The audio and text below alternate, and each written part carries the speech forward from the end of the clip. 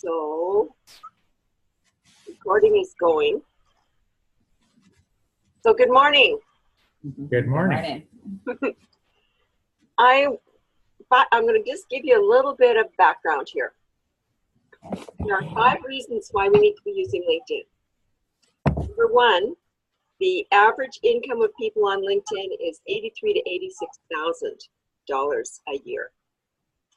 The average income of executives on LinkedIn is $125,000 to $150,000 a year.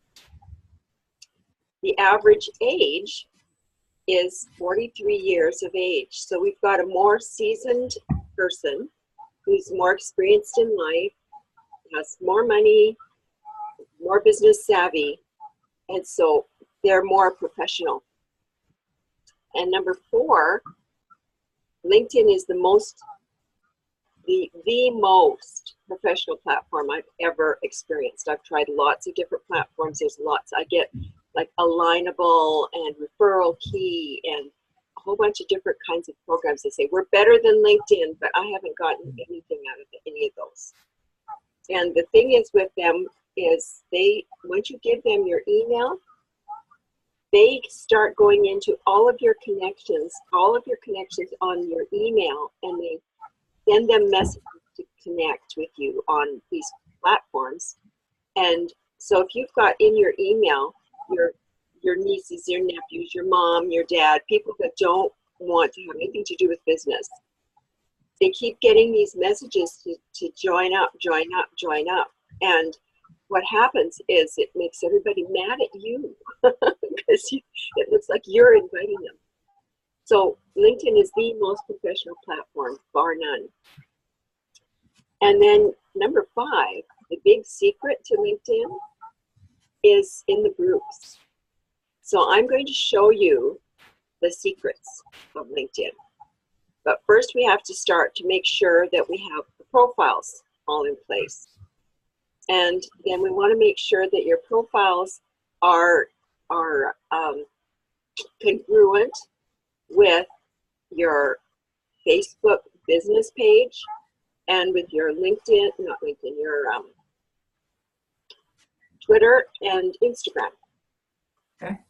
Okay, so that everything is copacetic with each other.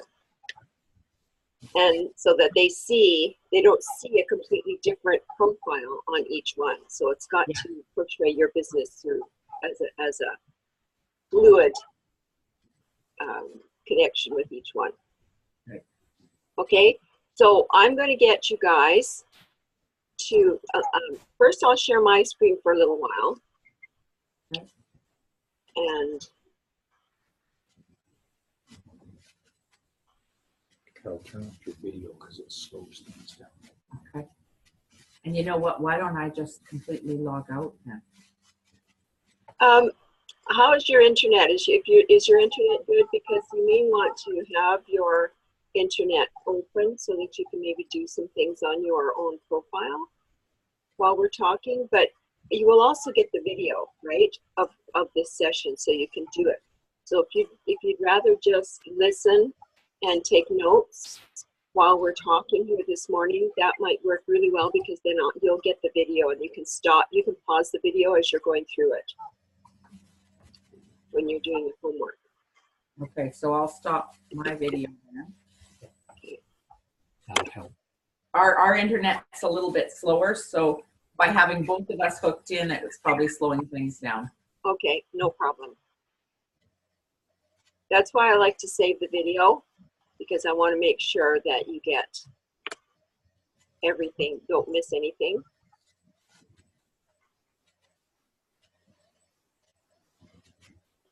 Okay, so I'm going to have 2 windows for LinkedIn open. Actually, maybe I'll do 3.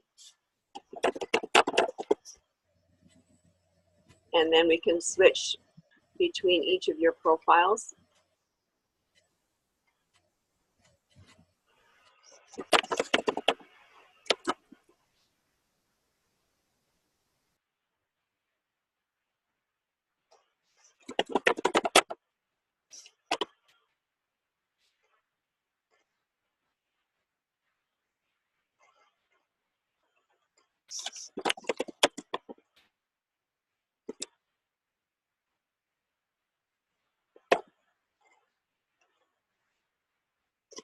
That you, Dan?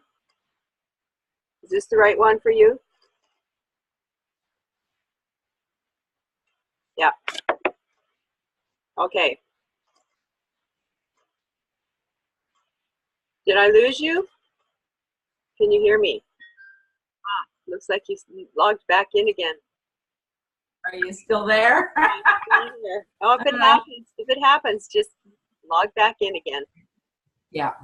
Okay, so this is Dan's and Carol. So with yours, Carol, we need to have a background picture that's like the one Dan has. But you may want to put, so I use mine as an example. My book that I published is called Fired at 50, Stop Looking for Work and Discover What You Were Meant to Do. And the picture on my book has, on the front cover, has clouds. So you see my book? Yeah. So my graphic artist took the cover of my book and made this background picture for my LinkedIn so that it portrayed me the way I wanted people to see me. Even though you can see the marketing mentress down here, they see this first. So there are 3 key things that we need to be aware of when we're working with setting up a killer profile. I call it setting up a killer profile up close and personal, getting it done right the first time out. And so the background picture needs to be something that's relevant to your business. So if you can do something like what I've done, and I can let you have access to my graphic artist. She's wonderful. I think she charged me $12 to get this done. Oh my. Yeah. And it's through Fiverr.com, Fiverr.com. You can go find your own graphic artist there if you want. And what you do with Fiverr is you go in and you pay $5, that's upfront. And then you find whoever it is you want to work with, and they ask you to send them certain information.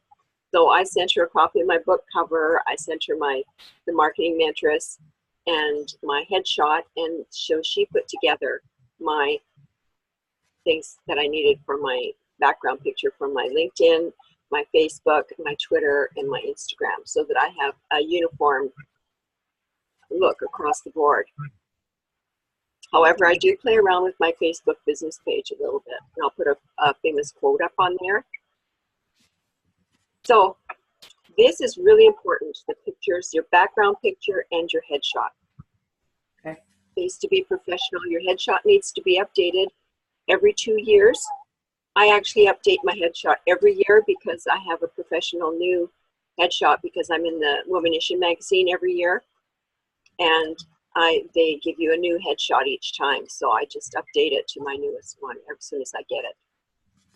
Then the next thing is, now one of the things I did when I first started, you're gonna laugh, but when I got started in 2009 using LinkedIn and social media, I was on nothing social media wise. I wasn't on no Facebook, Twitter, nothing. I wasn't on any of it. I could barely navigate email.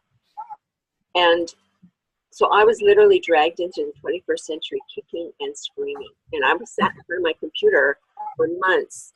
Every time I sat down from my computer to work on my social media, I had tears because it was so foreign to me. I'm a boomer. I'm going, oh, I didn't grow up with all this stuff. And thank goodness I've got 2 sons that are real techies. And when computers first came into my life, I sneaked my 10-year-old son after hours into the office so that he could show me how to use this Apple IIe that was the miniature monster I found on my desk one morning. And because he'd been his teacher had been teaching him how to use an Apple IIe at school. So I read the entire terms of use for LinkedIn, Facebook, and Twitter. So when I'm coaching people to help you with your profile, what I tell you is in compliance with their terms of use. So this here, your name, only your name goes here. No silent partners behind your name. So Carol, you're good. Dan, you need to get this relationship happiness catalyst out of there, because eventually you will get your account frozen. LinkedIn will, once they've got millions of people, but they sent me an email a few months ago saying that all the members of LinkedIn that were not in compliance with the terms of use were going to have their accounts frozen. So when your account is frozen, I call it being sent to LinkedIn jail. What they require from you, because I've had this happen to a couple of clients, they want you to, I had to have them print out the entire terms of use, sign every page, initial each page and sign the last page, and send a copy of their driver's license. Because Wow. LinkedIn, yeah. And you had to scan those and send it in to LinkedIn. And it takes about a week, 10 days, sometimes 2 weeks to get your account unfrozen. So the reason I tell you this is to protect you. So just your name goes here. And if you want like BA, MBA, any of that stuff to show up, I'll show you how to put it in your experience so it'll show up right here in the top. So in your headline now, you want your headline, that's your newspaper headline. So you picture yourself on the street corner selling your newspaper. Who's going to read your newspaper? By what you say there. How are you different from everybody else? So I change this up and I pull things out of my profile so that people see that I'm more than just this, that I have. So I think last week I changed this to legal assistant because I used to be a legal secretary. And I'm more than leads, unleashing LinkedIn's true power. Well, that is different from any other LinkedIn expert out there. I haven't seen anybody else write their headline like this. So you can say, everybody can say who's a LinkedIn expert that they're a LinkedIn expert, right? But, or if you're a realtor with RE/MAX. How many realtors with RE/MAX are there out there? Like thousands of them. So you need to find something that's really special about you. And this is where, Dan, you could put your relationship happiness catalyst. You could put that into your headline here. So down in the bottom, you've almost sort of doubled yourself, copied yourself over again. So you've got some good ideas, and I would, instead of putting the word "and" in there, I would put the ampersand. You have 120 characters available to you. I've used I think I've got 2 or 3 characters left in mine. Looks like you've probably done the same thing. That's great. And so if you're a relationship coach thinking outside the bar, and this is huge, couples and personal mastery coach, communication excellence programs. So this is great. So people have a better idea of who you are and why they should go further and read more of your stuff. So here's I see you've done something different. This Dan at danohler.com should be in your contact information. And you have your experience here. So you list your experience and then your education, and LinkedIn will pick it up automatically. They'll put your most recent experience. They'll list that at the top. So if you look at mine, that's what they've done with mine. They've gone in and they've pulled out my most recent. And then Trend College is my most recent. I went to college and got honors in business management and accounting. So I also help people with that. So you can add a profile section here.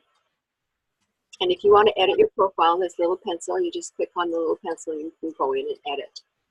But the 3 key things, you have 3 seconds to make a great first impression. They'll look at your picture and your headshot, bang. They look at your name and then they read your headline. It takes 3 seconds to go through that. And if you don't grab people's attention in 3 seconds, then you have lost them. They won't go. They won't look at your summary. They won't go any further in your profile. So Carol, we need to get a background picture on yours and work on your headline. And don't Right. make it exactly the same as Dan's. You want to maybe think a little bit differently and make it just a little bit different than Dan's. And then move on to your summary. So your summary, one of the things I learned when I took writing in college was never start any paragraphs with the word I. So I would have started it with, being a team player, I am whatever. So you don't ever start with the word I. And it has to be about who you are. So people, that's what people want to know. They want to know who you are. They don't necessarily know what you do. They want to know who you are first before they want to find out more about what you do. And once they get a sense of you, what it does is it builds that know, like, and trust and with people, and then so that they'll want to do business with you. And especially women. Men, I find, most of my clients are men, actually. They go on there and they'll see, they know in the back of their mind, I'm looking for XYZ thing. And if you're the first one that they run into, and the things that they've got in their mind are oh, right, that fits my bill, exactly what I'm looking for, they'll hire you right away. But a woman has to have trust, real good, strong trust in you before she'll do business with you. So for instance, if you're going to networking meetings, you need to, when I started going to Womanition, for instance, I went to meetings for 6 months before I got my first client through there. So it takes a while for women to build that trust, that know, like, and trust. And if you show up on a regular basis, that builds that trust. And if you just go to one meeting and then don't go to any more meetings, they forget you. And men are like that a little bit. If you keep showing up at the meetings, they will remember you as well. So you have 2,000 characters available to use in your summary. And talk in your summary about who you are, what inspired you to do what you do. Tell a little bit of your story. And this is good. You've got a really good start here. But I would get a little bit more into who you are. And at the very bottom of your summary, you have a section that I always add, and it's called, I call it specialties. So if you look at the bottom of mine here, I add my specialties at the bottom. I've used my 2,000 characters. And the reason you put this in is not necessarily for your readers. It's for the search engines. So everything you do on LinkedIn, everything you do online, whatever you write, you always have to think, okay, what are people going to search for if they don't know the name of my company and they don't know, and they forget my name? So you meet them at a meeting, give them a card, and then they want to search and look up information about you. They remember that, oh yeah, I really need help. We sure like to sit down with a couples coach, but how do I, what was that person's name? So they'll go and they'll just search couples coaching, for instance. And if you don't have that in your specialties at the bottom of your summary, as well as down further in your profile where they have your skills and endorsements. And I'll tell you, this skills and endorsements is super, super, super important. You can have up to 50 skills listed here. And what I do with people, this is part of building rapport and building trust online, is once I get to know them a little bit, we've had a chat, I call it a virtual coffee, because most of my clients, I chat with them over LinkedIn Zoom. And so I call it a virtual copy. Then I'll go in and I'll endorse them for a few things because I've gotten to know them a little bit and I feel confident in endorsing them for some of those things. So Christine, if I can just interrupt for a minute, please. Sure. So you said in the specialties Yes. at the bottom. Would you show me that on your screen because I'm not able to see it? Okay. So on my screen here, can you see it? Yeah, so is that what you put in or is that a spot that's there? No, it's what I put in. So you Okay, so you type the word specialties. yeah, specialties colon and then keyword, comma, keyword, comma, keyword, comma, keyword, comma. And Okay, perfect. the same keywords here as I put down in skills and endorsements. Okay, perfect. Thank you. I just needed clarification on where that specialties button was, but it's not. No, it's not a special button. You just add it. It's part of your 2,000 characters you have Got it. to use in your summary. Perfect. Thank you. And then at the bottom, you can add PowerPoint presentations. So when you're doing your editing, this is if you've had somebody take a video of you speaking somewhere, that would be perfect, a perfect place to put that. Okay, great. Thank you.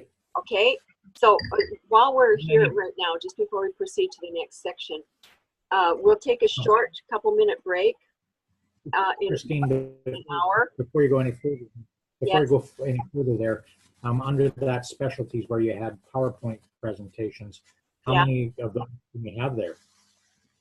Do you know what? I don't know. I've got several. So could you put also, maybe things like a white paper or, some sort of a PDF file there too? Oh, yes, yes, you can. You Okay. can put PowerPoints, you can put pictures, especially Okay. if you've had taken. So, yeah, whatever you've got that is pertinent to your profile.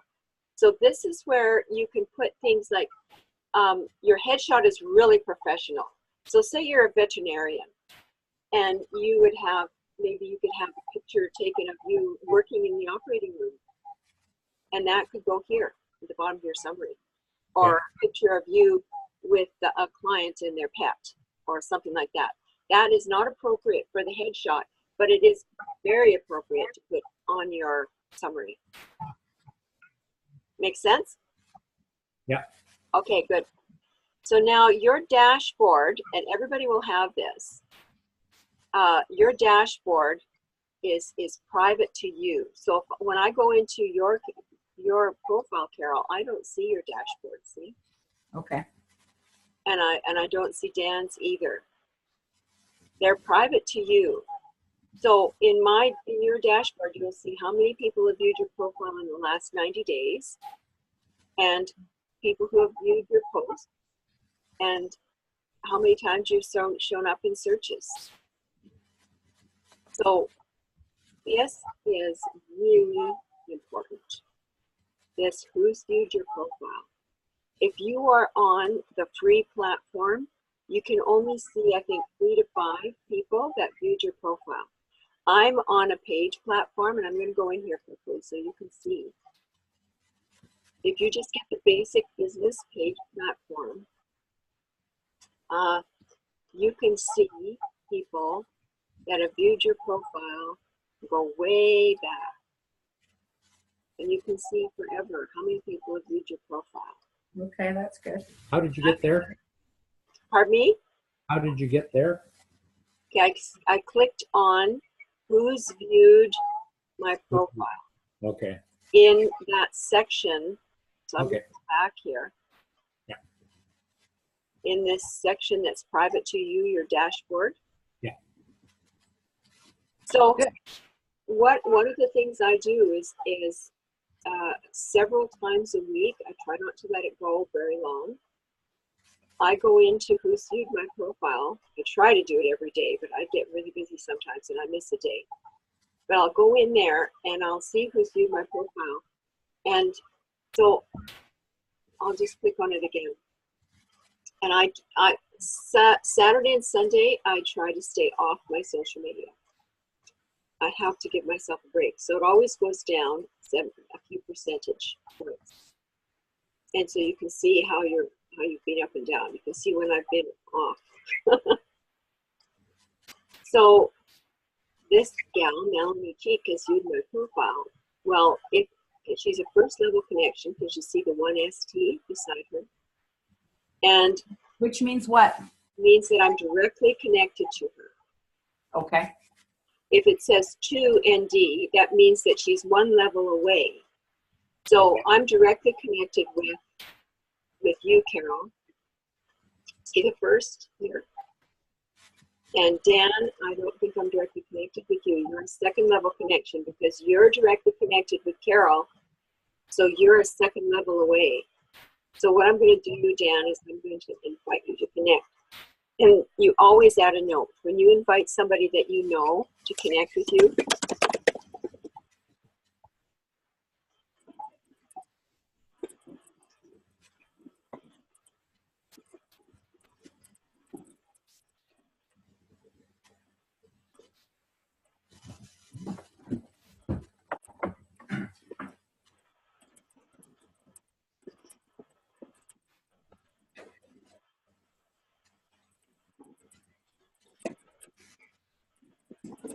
you always give them some form of reference to you.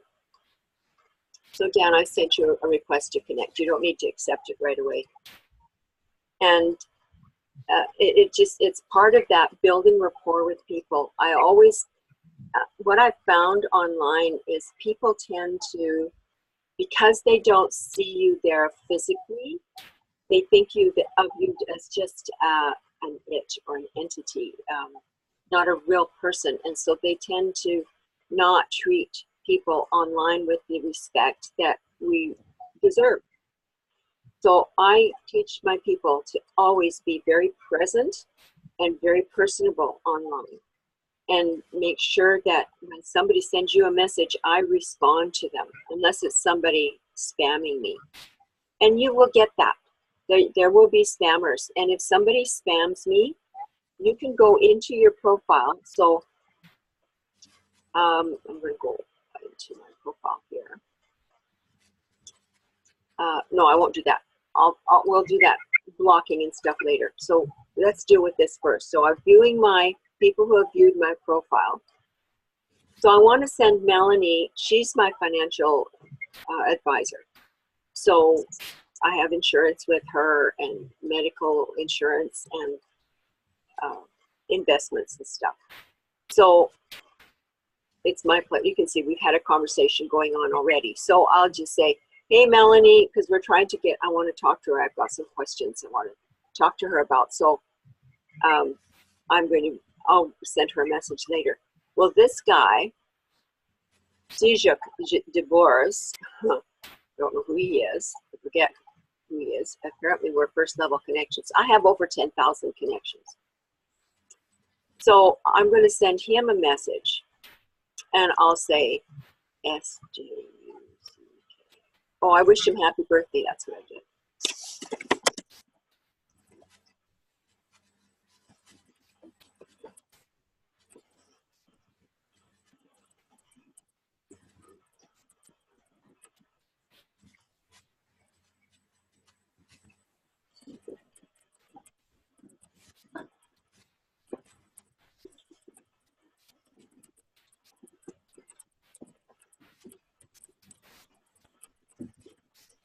So I ask them an open-ended question, so they have to get back to me with an answer.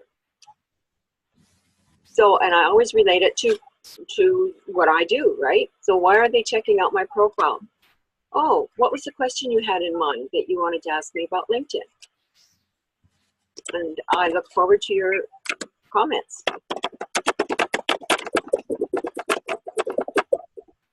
And cards.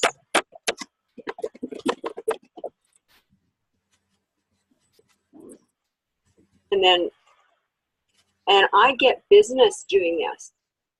People, and most people don't know what to do with your profile.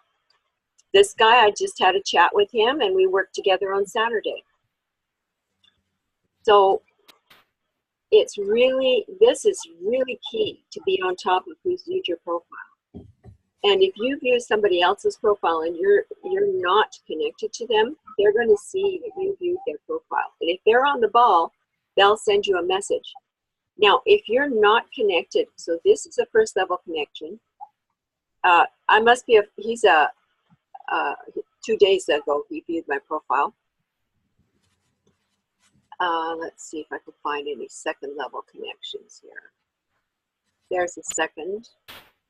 Some And of so them, what does second mean? pardon me? What does second mean? That means they're one level away. So Dan is one level away from me because I'm connected directly with you, Carol. Okay, got it. And you're connected to Dan, but I'm not connected to Dan. Got it. If they're a third level, if it says 3RD, but if you're on the free platform, they won't show you anything beyond your second level. So you need to make sure, I strongly advise everybody to get on at least the basic. Here's a third level. So he's two connections away from me. Okay. And these here, people can search your profile, and you can search other people's profiles by going into, I'll show you how to do it later, by searching in silent mode, incognito.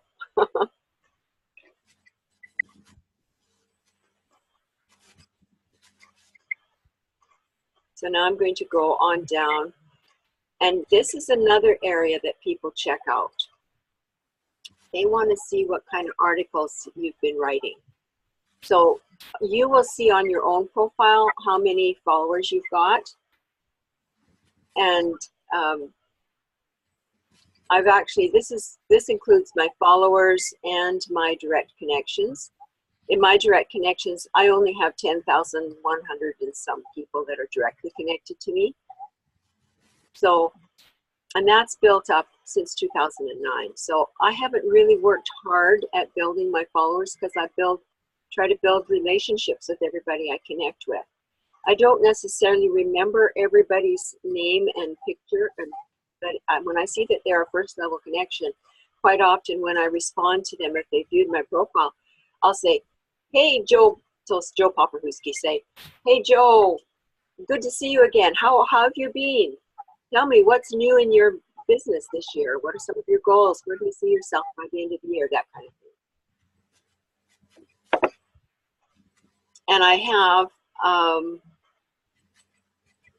quite a few different articles that people can go in, and I always give LinkedIn tips. So I'm on LinkedIn tip 141. Some of my tips I give are marketing tips. So you might want to think about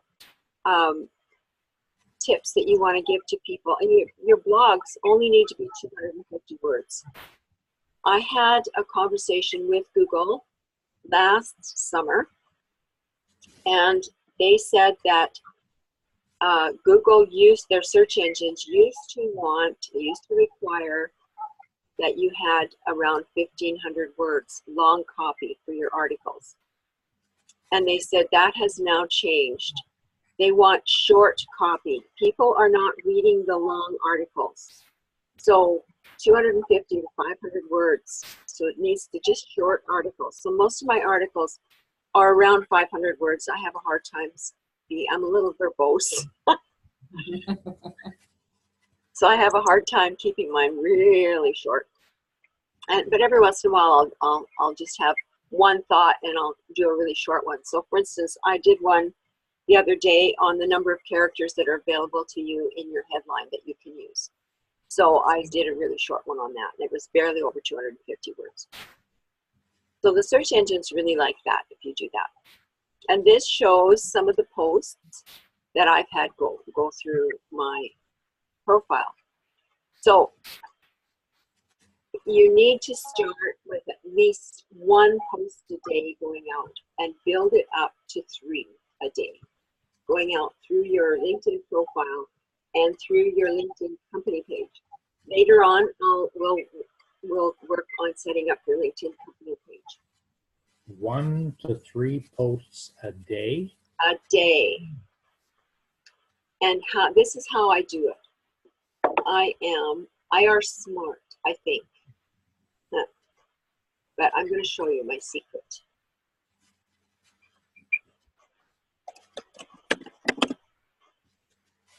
Sprout Social. It's called an auto posting program. And I log in. And so what I can do with this program is I can pre-schedule posts to go out. So you notice on my LinkedIn, all these quotes, these are quotes that I've just copied from the internet for free. And you can search for famous quotes with pictures. Okay. So they're all set up for you, and I just go in and I right click on them and I search by topic. So I decide on each of my platforms what my topic is going to be. And usually, so say my topic, right, my main topic this month is on being positive, positivity. So I did search for quotes to do with positive remarks, positive comments from different famous people. And so on my LinkedIn company page, I have one quote going out. It's different from the quote that's going out on my personal page on LinkedIn. And the reason I do that is because people who are connected to me directly on LinkedIn, this is the same with Facebook, a lot of them are also following me on my company page. So if I put the same quote on my personal page as I put on my company page, they get very frustrated because then they get duplications. They get double posts, double emails from me with the same post. So I do not like my own company page, and I do not like my own business page on Facebook.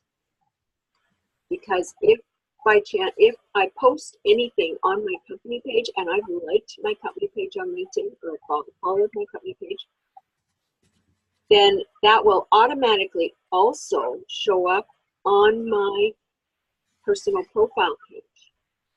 So people who are connected to both are going to get duplications. So Christine, how do I go in and unlike our business page then? I'll show you how to do that. Okay, perfect. So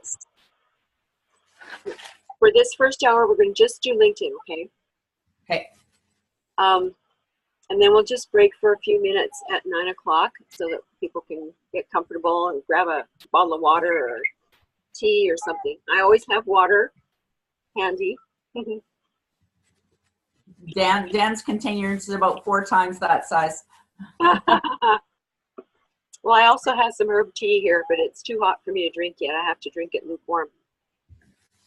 So then you go to your experience. And in your experience, make sure that if you've got an MBA or a BA, that you put it right beside where it says Executive Director or the Marketing Mentoress, the Marketing Mentoress, because that's what shows up.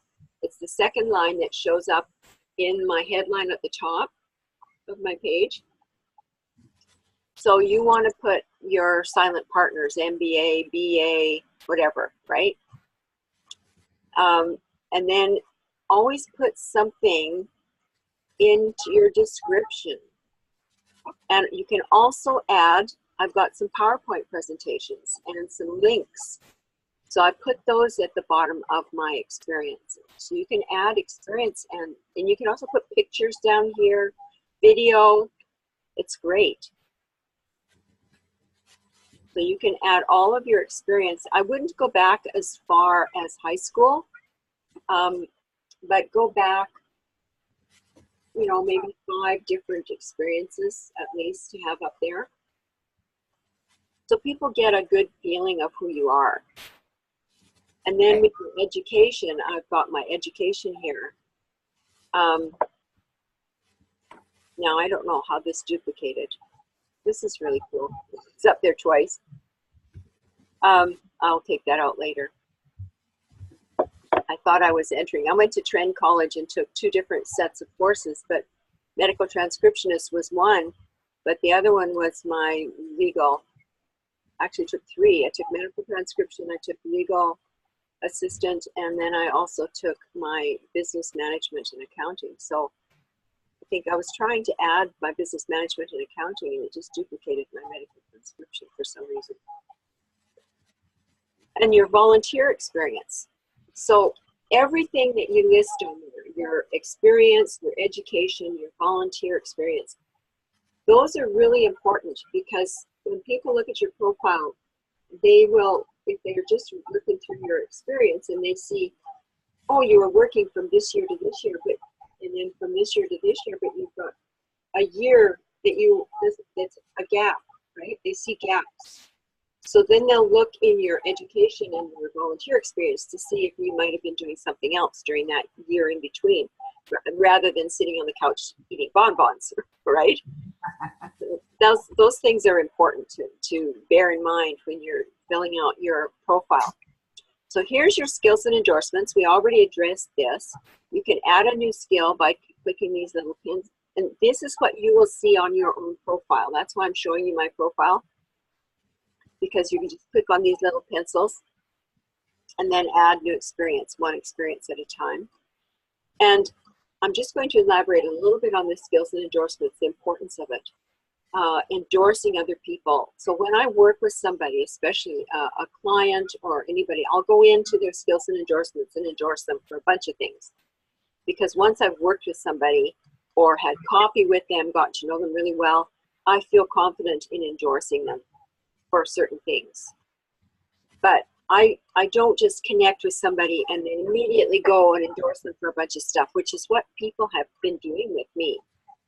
Somebody from India will, and I've had clients in India, they will connect with me, and then immediately I see that they've endorsed me for this, and I'm like, what? I never worked with you. How do you know I'm good at that? You know? So to me, it's sort of invalidated our relationship. Mm-hmm. So that's why I try to have some knowledge of that person before I endorse them. Well, I really was putting down the endorsements because of this, because people were coming in and just connecting with me. We'd connect, and then they'd immediately endorse me and didn't even know me yet.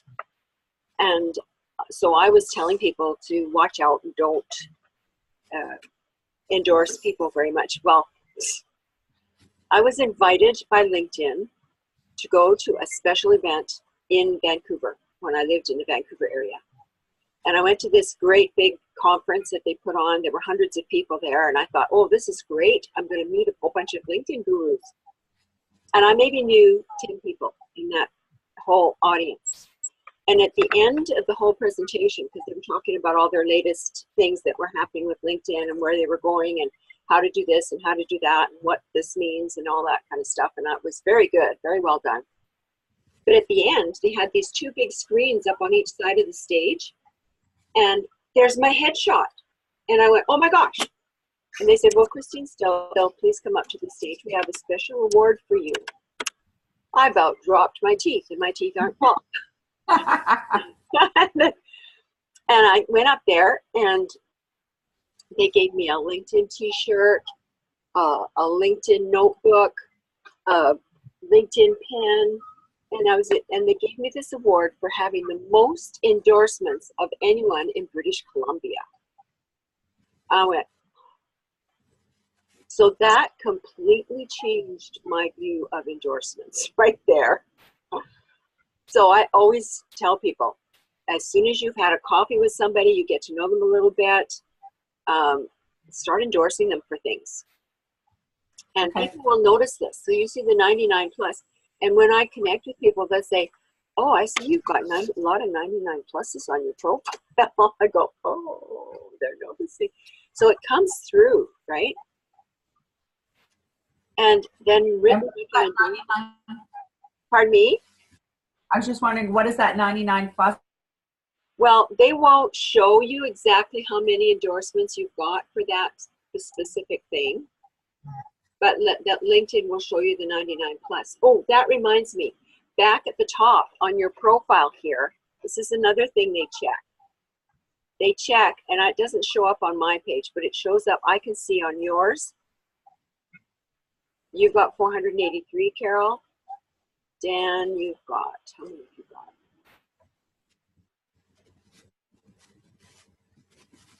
500 plus. Yay, Dan, you're on the ball. So you need to get your connections up. You're just about there, Carol, to 500 plus, because that's all LinkedIn will show people. So when people are looking, if they're searching your profile, they will see the 500 plus, and to them, they have no idea whether you've got 501 connections or 15,000. It just looks like you're a center of influence. It makes you look credible. So that's it for the connections. So make sure you get yours up over 500. So go into your business card shoebox full of business cards and invite all those people in there to come and connect with you. So recommendations, Okay. written recommendations are huge. So on your own profile, it will say how many recommendations you've given and how many you've received. And these people will look and see what people are saying about you. Endorsements are huge. And so I try to write recommendations for people. Once I get to know them and experience working with them, then I can usually write a really glowing recommendation for them. And when you send, I do it proactively. So I send a recommendation to them before they ever send a recommendation to me. Because what it does is they receive that recommendation and they go, oh, this is great. I'll write a recommendation back. So that's how I've been getting my recommendations. I think I've only ever asked for one recommendation. The rest have all been proactive because I've been proactive. And then your accomplishments are good. Courses you've taken, extra courses, publications. I'm in the Mentoring Women Leaders book. I co-authored 2 books with Womanition Now for the Mentoring Women Leaders. I've been in 4 Womanition magazines, and I always put them in this section here. I talk about projects I've worked on. These are my 3 workshops, my 101, 202, and 303. Certifications, honors, and awards. My language is English. Sorry, I can speak a few words in other languages, but not enough to really say I can speak those languages. And this will list your interests. So these are people or companies that I have followed. And if it says members, that's a group. So I just clicked on see all. So I can go through and see the groups that I'm connected with. And you can be in up to 100 groups on LinkedIn. And I try to join groups. Now this one's a small group. These 2 I haven't. I joined these groups because I had clients that were working with these groups. But I try to get into groups, and I want to get known as a speaker, and it was a smaller group, but I joined it anyway. I try to join them 10,000 or more members. So some of these groups are really big groups. Oh, some of them are well over 100,000 members. And this guy, he's been trying to build his group, and he asked me to try and help him build his group. And this one's also trying to build a new group. So you can look at schools, you can look at companies. So these are companies that I'm following. And you try to follow companies that have a lot of followers. So the numbers is really important.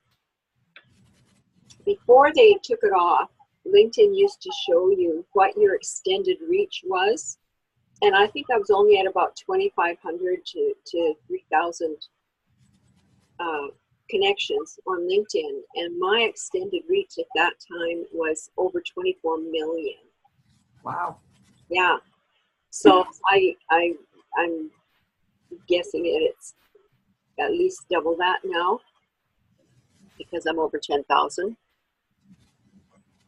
But LinkedIn won't show you that anymore. So that's your profile. So make sure you get lots of sections added and go through your profiles. And what I would like you to do is, as you do your editing on your profile, just a minute, there's a little button you need to turn off. have to go into who's viewed your profile, or into your profile. Settings and privacy. You go into settings and privacy, and there's a button you need to turn off in here. So if you want to, you can manage your whole profile from this back office. I call it my back office. So you can edit your public profile and make sure that your URLs are personalized. So your URL, when you edit your public profile, your URL, see, I've personalized mine. Most profiles have, let's see. Yeah, Carol, you still got the numbers at the end of yours. See up here? You need to go in and edit your profile and just take those numbers off and just have Carol-Ohler on there. Let's see, Dan, what have you done? Yeah, Dan, you've personalized yours, so that's good. So you want to edit your public profile, and you want to go, this is what people will see when they go see your profile. So even though I've got way more than 500 plus connections, that's all LinkedIn will show people. And so it tells people where I'm located. I put Edmonton, even though I'm in Kalmar. Who knows Kalmar? So I just say Edmonton, an area. And so this is what other people see when they go into my profile. And you want to make sure that you show all of these, that all of these are turned on. They have to all be blue. And if you want to put your LinkedIn on your website, this is where you can create a badge. And what'll happen is it will give you a great big long piece of, I call it gobbledygook, but it's computer language script. And you can copy that and you can put it on your website. So if you've got a WordPress site or a Wix site or a Joomla site, they usually in your back office have a place where you can add your social media, like LinkedIn, and you put that badge in there, and then you'll have your LinkedIn connected to your website. So, And do you know, Christine, if both of us can be connected, or is it just one or the other? Whether it's what's connected, you cut out a little bit. So you said the LinkedIn can be connected with Dan. I'm sorry, you're cutting out. The LinkedIn can be connected to your website, right? So you can have it connected there. And you can do your profile page, and you can probably connect up your business page. You should be able to. So make sure that this button is pressed so that people, when they come and see your visibility on your profile, they see your name, your number of connections, your industry, and your region. If you only want your connections to see your photo, or if you want your network to see your photo, or all LinkedIn members to see your photo, I've got mine set to public so that everybody can see my photo. And the reason I do that is because if you hide your photo and people see your profile and they don't see your headshot, they start to subconsciously think, oh, I wonder if this is a fake profile, right? Or what is this person trying to hide from me? One of the jobs I had was managing hotels. I managed 3 small hotels for a while when I was out in the Vancouver area. And I used to be really strict with housekeeping. They had to clean that foyer every day, several times a day. There had to be somebody in there making sure that foyer was spit spot. Because people come into the hotel, and if they see muddy footprints on the carpet, what goes through their mind subconsciously is, ooh, I wonder if they washed the sheets, right? So you've got to, that's all in your whole impression, your personal impression that you're giving to people. If you do not have a headshot that they can see right away, they're immediately, you've lost a credibility with them because they think you're hiding something or that you might be a fake profile. Can you I know you're trying to say something, Dan. hear us, Christine? Um, Can you hear us? you cut out. Can you hear cut out. us now? No, you're cutting out. So what you should do is, Can we take a 5-minute break and I'll reset? 5 minutes right now. Okay, let's take 5 minutes right now. Okay. There's a chat. Yes. Sounds good.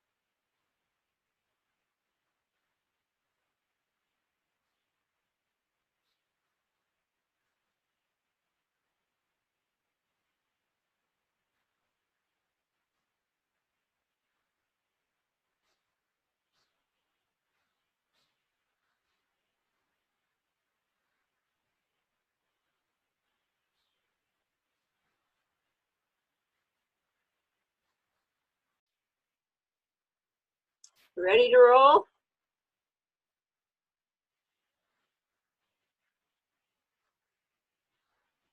I'm going to share my screen.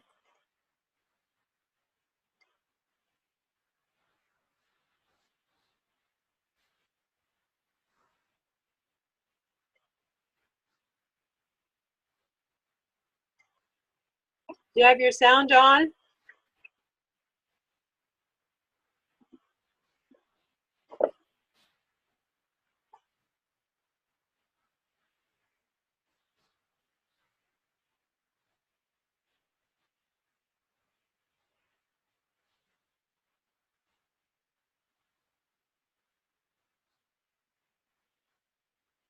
Are you there?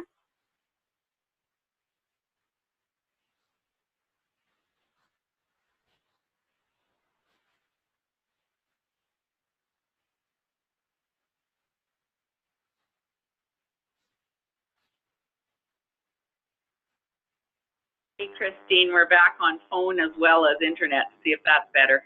Okay, that's cool. Then you want to turn the sound off on your computer because you'll end up with echo.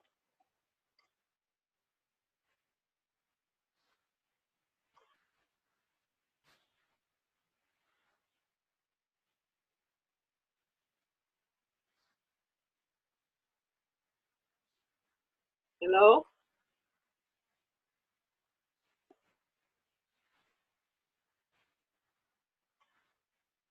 So just go into the microphone part on your computer. Yeah. I see you've got the phone turned off on Dan's, but I don't hear anybody talking.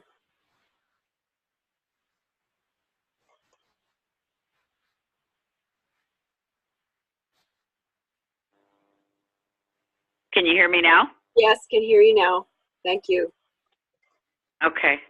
So we're speaking through the phone, Uh-huh. and I've got my computer shut off, so we're just using Dan's computer. Okay, that's great. Okay, so I've got both your profiles up here anyway, so if we need to refer to them, we can. So I just want to go through the your back office, so to speak, for LinkedIn. So I'm going back in here where you can edit your public profile. Who can see your email address? So you can set that up. Just hang on a minute, Christine, please. We don't have your stuff on our screen quite yet. Okay. Dan, have you got?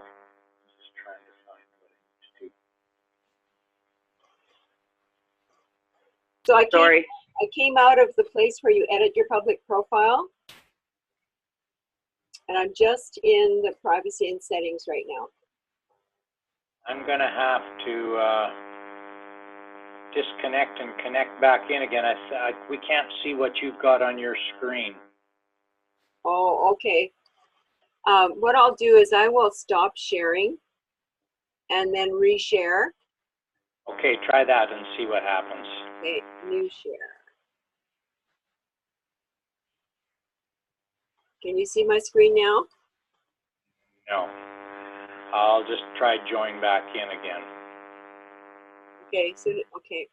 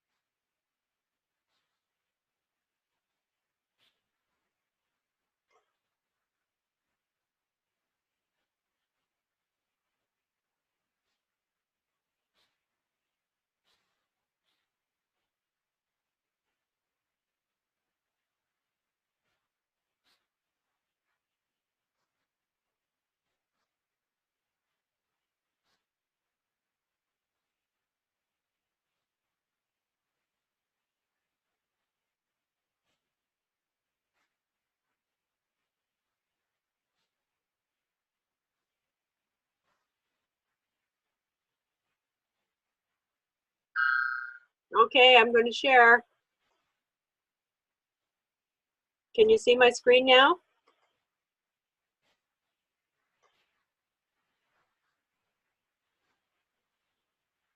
Can you hear us now? Yes, I can hear you. Can you see my Okay. screen? We can. Okay, great, awesome. So I'm in the back office in the privacy of settings and settings still.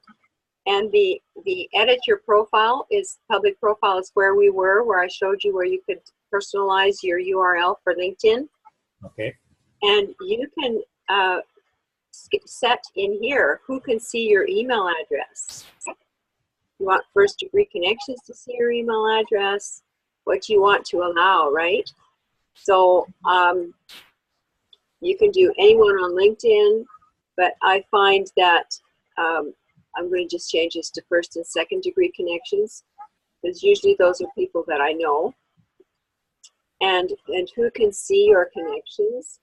So if you turn this, you don't want to turn this off, because in your contact information on your profile, if you think about your business like this, you open up a business and you have your store on Main Street. And if you turn this on, that means nobody will be able to see your stuff, your contact information. So it's like opening your store and then locking your front door. Like, okay, how much business are you going to get if they can't? So could you go show me again how you got there? We're in. Okay, so you go into your profile. Yeah. You click We're on there. your little tiny icon here. Yep. Then you click on privacy and settings. Yeah. And that's what got me into this section here. Okay, so, and then you clicked on edit your public profile. Is that where you got to where you can change that stuff? That's correct. Okay. And then you want to make sure that you save those changes after you do that. So when you go into editing your public profile and you've made those changes, then there'll be a little save changes will show up down here, and you need to click on that. Okay, so where did you go to turn that public visibility thing? Yeah. Oh, I see. That was just that I just clicked on privacy and settings. Okay, yeah. When I was in there, once I got in there, then it showed me the list. Then the very first one, edit your public profile. Yes. That's what I clicked on. And that's what got me to this. So this is what the public are going to see, all this side here. And you just want to make sure that you have this turned on, and that you turn this on and this on. So the name, number, and connections, industry, and region, you want people to see that. You want people to see the public. You want the public to see your profile. Yeah. And make sure all of these little things down the right side are turned on. They're all blue. And this down at the bottom is where you can go and create a badge for your website, so that you can put your LinkedIn on your website. Okay? Okay. Let's go back over here. So who can see your email address? So we were talking about that. And you can schedule that, you set that so first connections are first and second connections. And don't turn this on. If you allow your connections to download your email in their data export, if no, your primary email address will not be included. So if you have no, then people cannot include your email in their data exports, and they can't spam you as easily. So leave this on no. And who can see your connections? Well, I want my connections to be able to see my connections. Or you don't want just only you, because here's something else. I got a client in Florida as a result of being connected to somebody in Vancouver. Can you stop for a moment, Christine? Go ahead, Carol. So Christine, I've just logged into my LinkedIn because I'd like to be doing this at the same time Okay. as you. And I'm not sure, I want to be sort of in that incognito mode until I publish it. And I don't remember how you said to get there. Okay, we're going to get there. Because I don't want to be clicking all these things and then having people get updates that I've made 92 changes. Yeah. I understand. I always have to look it up, look for it.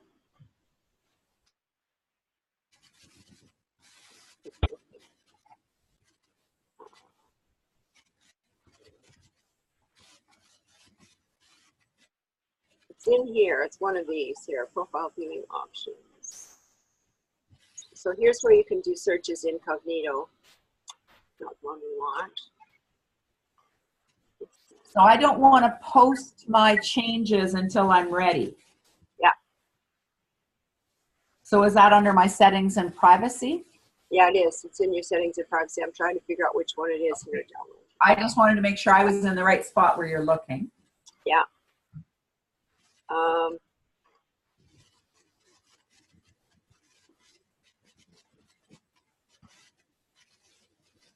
Profile viewing options? No. No? No, I'm just going in. Yeah, viewing. I think that might be it. Site preferences profile. Choose whether you're visible or viewing in private mode. No. No, that's how I go incognito. Yeah.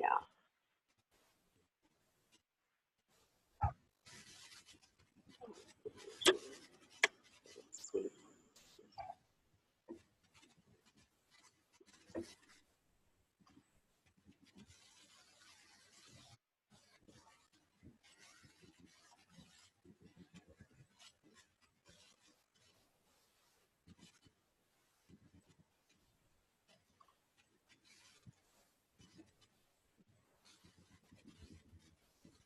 Okay, this you can turn off. Should we show information from your profile for users of permitted services such as Outlook? Yeah, oops, nope, that's not it.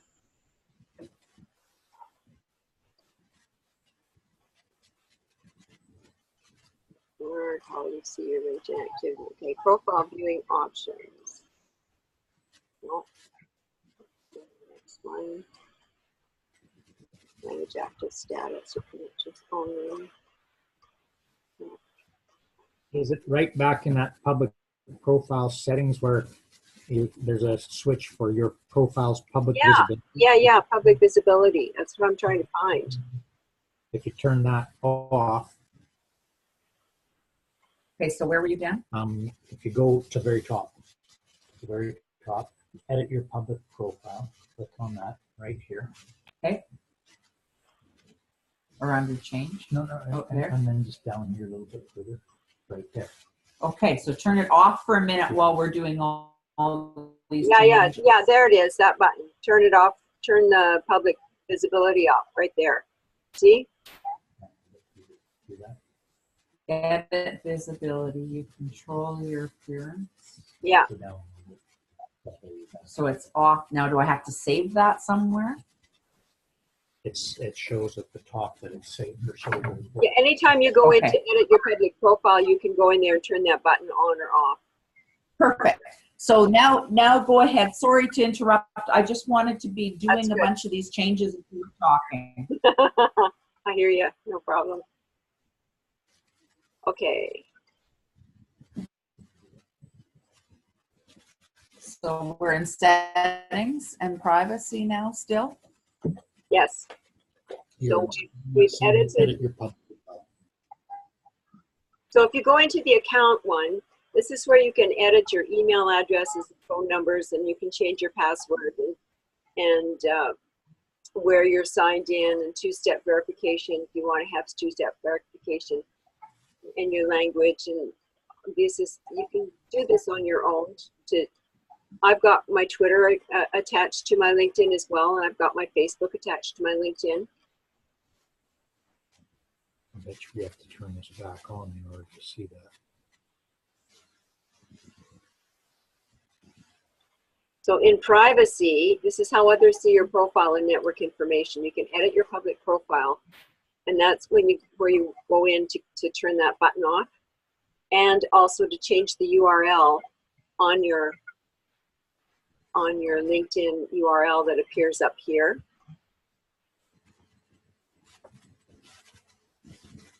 And then you want to set it to who can see your email address, who can see your connections. Well, I want everybody to be able to see my connections because I got a client as a result of that. So she checked out, she was looking at the profile of a person she was connected to in Vancouver, and she saw that she was also connected to me, and so she was looking for somebody to help her with her LinkedIn, so she clicked on me and went into who's viewed my profile, So then when I saw that she'd been in viewing my profile, I sent her a direct message saying, hey, thanks for stopping by my profile for a visit. What was the question you had in mind to ask me about LinkedIn? And she said, as a matter of fact, I'm looking for somebody to help me with my LinkedIn. Can we chat? And she ended up being my client. So that's just one example of how that works for people to be able to see your connections. Viewers of this profile also viewed, and that's another, so down in the bottom right side of your profile, you will see where people can, a list of people that have, and then pictures of that have, people have viewed your profile. They've also viewed these other people. And so you want to be able to appear in other people's also viewed sections, because you can get business through that as well. So that should be turned on then, right? Yes. And who can see your last name? There are very few people I've worked with. I could count them on one hand. And it's usually women who have gone through a really bad relationship and they don't want to be able to be searched online. And I tell them, well, you just need to block that person. And that way they cannot have any access to any of your information whatsoever.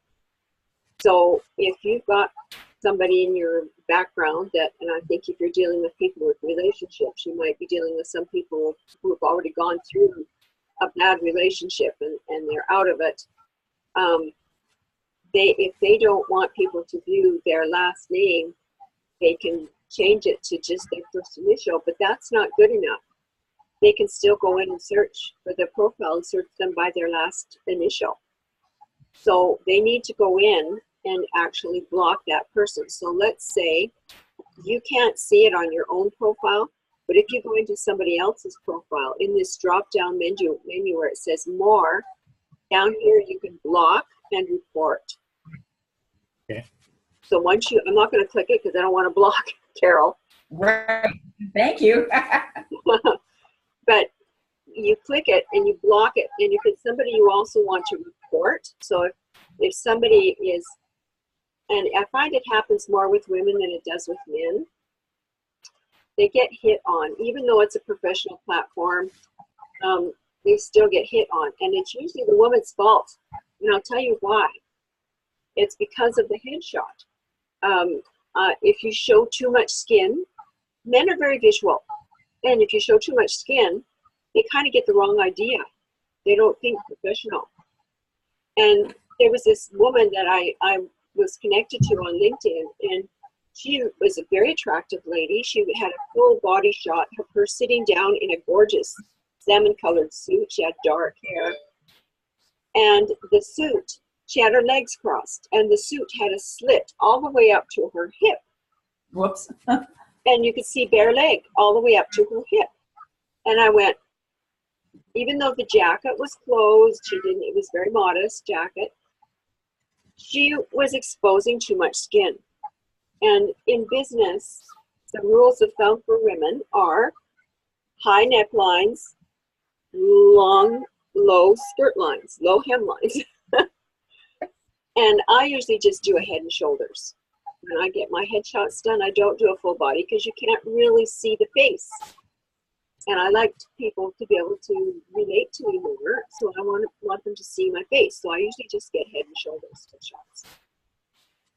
And when I'm in the magazine, I usually just get head and shoulders. I don't get full body shots.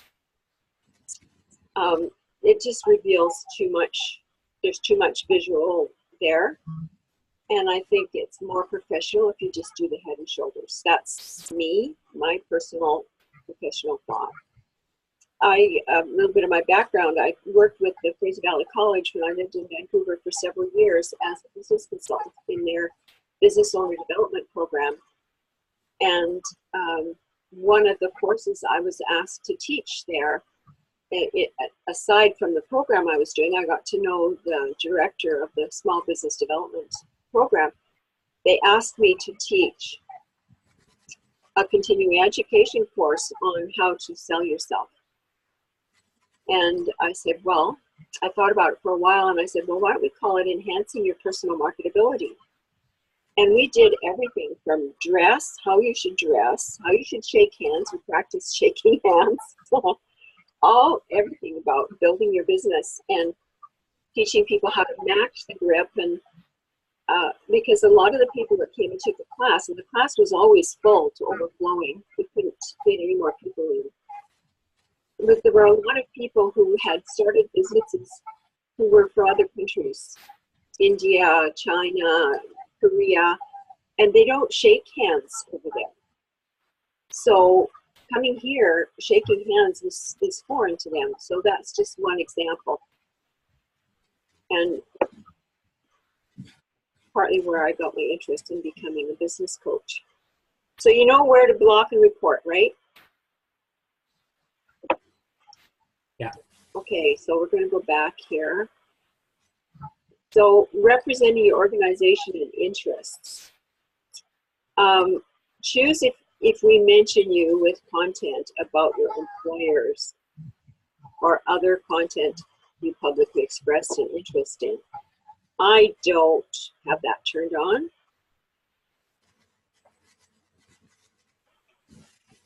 And profile visibility off LinkedIn. Choose how your profile appears via partners and other permitted services. So I don't have, I've got it turned on, but I don't really have a lot of other services there. And your Microsoft Word.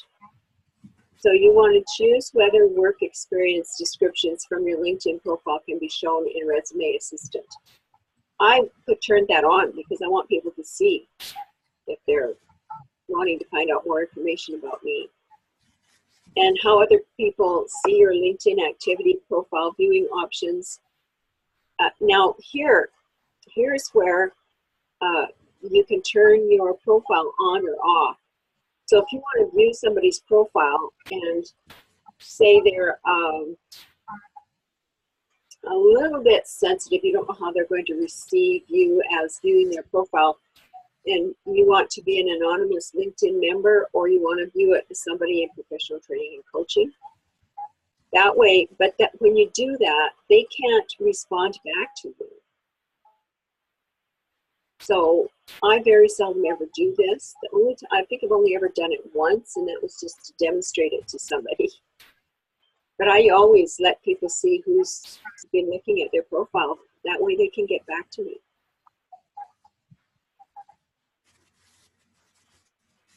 Okay. And so manage your active status. Well, choose who can see when you're on LinkedIn. Well, I could have all LinkedIn members, but I really only need to have my connections see when I'm on there. And it's also a bit of a protection. You don't want to have people just spamming you. But people have to actually search for me in order to find me if they're not connected to me. How do they, Christine, how do they know that your connections only? Can they actually, how do they see that you're actually online? Well, if they're on LinkedIn, they'll be able to see. LinkedIn lets them know if somebody else is online. Especially if you go into your messages section. Okay. So I'm going to go back over to my profile here quickly. Every day when I get on LinkedIn, the first thing I do is I check my messaging. I've got 12 messages in here. And these are people that I need to respond to today. So that there's a blue dot by all the ones that you need to respond to. And those need to be checked every day. If I don't have time to do anything else, I check all of those. And I like to go through my notifications to see what kind of responses I'm getting to my posts. And I'll say congratulations to the odd person. So if I say he's starting a new position in cyber, so I'll just go and say they've got a canned congratulation thing here. But I notice I've already sent him a congratulations on is that on an anniversary recently. So I'm not going to send this as well. I don't want to make too much noise in his message box. And then this person responded to a LinkedIn tip. It's an old tip. What do I do if I want to be found on LinkedIn? I've had 2 likes and 1 comment in this post. So something I've discovered with my blogs. Here's the rule of 10 posts. So you have 10 posts. Out of every 10 posts, so say it's LinkedIn or Facebook or Twitter or Instagram, 10 posts for each platform. 6 of them are reposts, shares of information that people have put out that you think is great, that you think your connections would really enjoy reading. So I will share other people's quotes that they put out there. And I always have my quotes that go out there. So that's other people's stuff, right? So it could be Abraham Lincoln, could be anybody that's famous. And so 6 are reposts and shares from other people. 3 are my own, and 1 is a pitch. So 1 out of every 10 posts, so 1/10 of the posts we put out online are pitches. And what people tend to do online is they tend to pitch all the time. It's all about me. Here's my new this. See my new this. Here's a picture of my new this.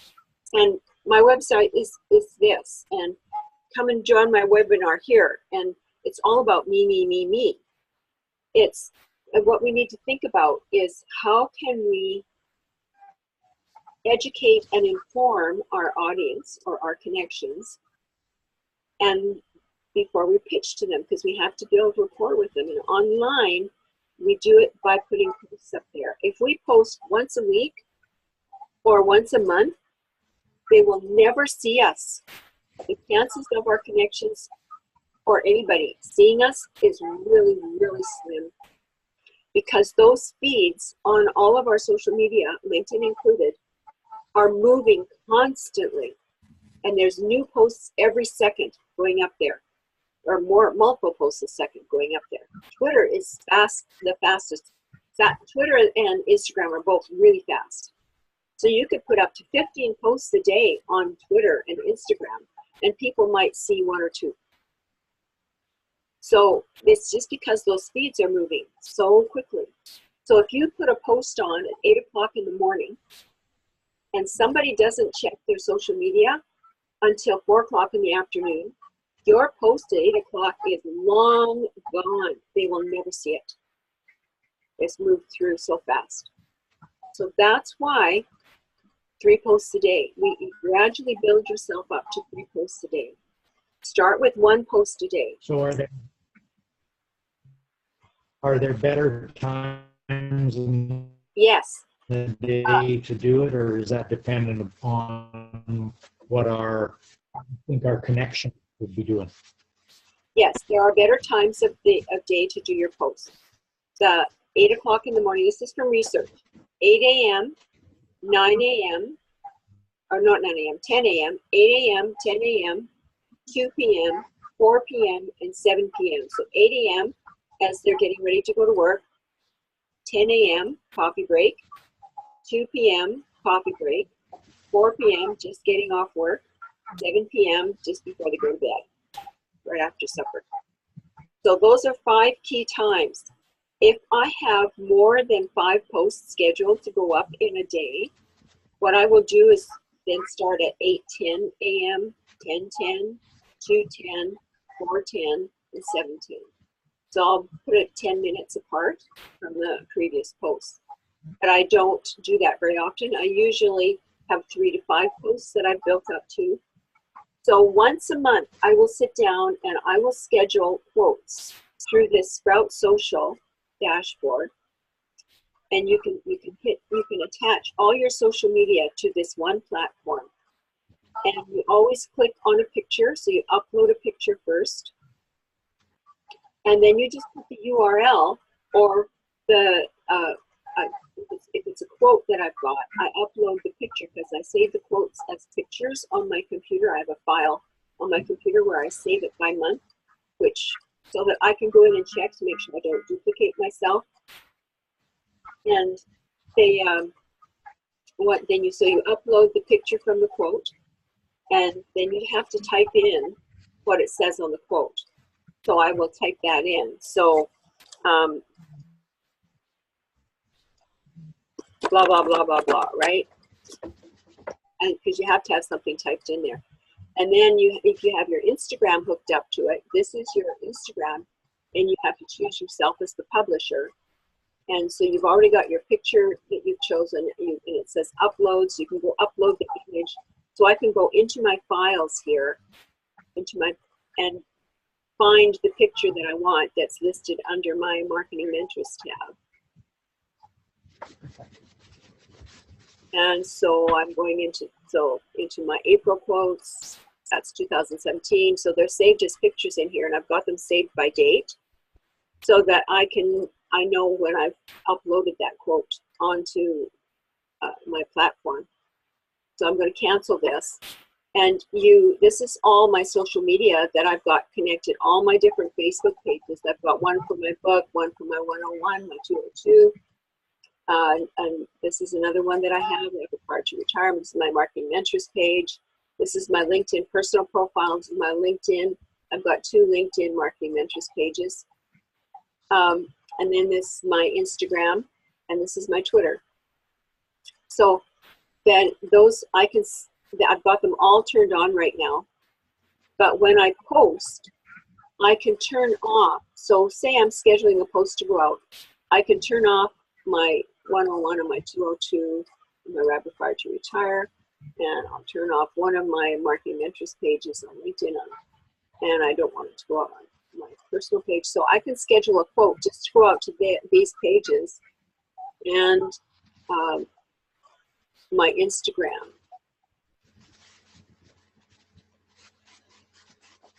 There we are. There's my Instagram. And I can schedule it to go out on all these pages.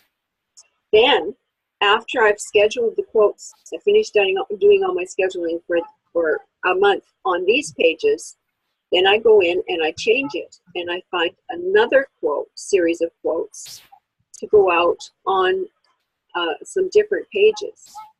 So I can go in there, and I always think everything goes out on Twitter and Instagram, because you can put 15 quotes a day out on Twitter and Instagram. And so that's fine. So say I want to do Fired at 50 this time. I don't want the Marketing Mentors this time. I want to put it out on my personal profile. I don't want to put it on my business page. So you can juggle them around. And so then you schedule quotes to go out on these pages. And then once you've done that with all your different pages, then you just go in and turn them all on, so that you make sure that they all get posted. Because if you leave some of them turned off, the posts you've got scheduled to go out on those won't go out. If you get my drift. So you make sure they're all turned off. And you can have up to 10 profiles. So you guys can have one Sprout social platform, and you could both be sharing it and using and posting to your own pages. If you get my drift. I have, before I had all my different pages on here, I think I've got 10, 3, 4, 8. I've got 10, so I can't post for other people. But before I had all of these other pages, I would post for different clients. I would put their LinkedIn or their Facebook up there, and I would post for them on Sprout Social to give them an idea of what it's like. But I can't do that anymore because I'm full. But it gives you an idea. So this is pre-scheduled, and this can be scheduled to go out at different times of day. So when I write a blog, that blog, so that the one you saw on my page was LinkedIn Tip 141. I have that scheduled to go out once a month for 6 months, for the next 6 months. So if I published it on the 20th, which is today in February is the 20th, is a Wednesday, and I schedule it for 8 a.m., it's going to reach a certain number of my connections. but it's going to miss anybody after 10 o'clock in the morning. So I want to then schedule it for the 20th of March. Unfortunately, March and February are the only months that they have the same day of the week for the same date. So the 20th of March is also a Wednesday, but I'll choose a different time of day so I reach a different audience. So then I'll do maybe 10 o'clock in the morning. And then in April, I'll do the 20th, and it becomes then a Saturday. So then I'll schedule it for 2 o'clock in the afternoon. Now, people on Saturday and Sunday, they don't watch their social media early in the day. It's usually later. So then May, the 20th becomes a Monday. So I'll choose 4 o'clock maybe in the afternoon. And then June, the 20th becomes a Thursday. And I'll maybe choose 7 o'clock in the evening. So then in July, it becomes a Saturday again. So then I might just put it to the 19th, which is a Friday, just for, because I haven't got any Fridays booked yet, and schedule it for maybe 10/10. So that way I have that same blog is going to reach different audiences every month because it's posted at different days of the week and different times of day.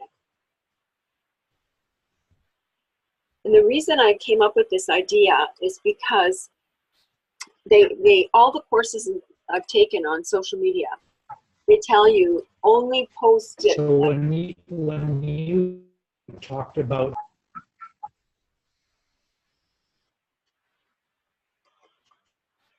Can you put a message on the chat? If you could put a message on the chat window so I can read it, that would be really good.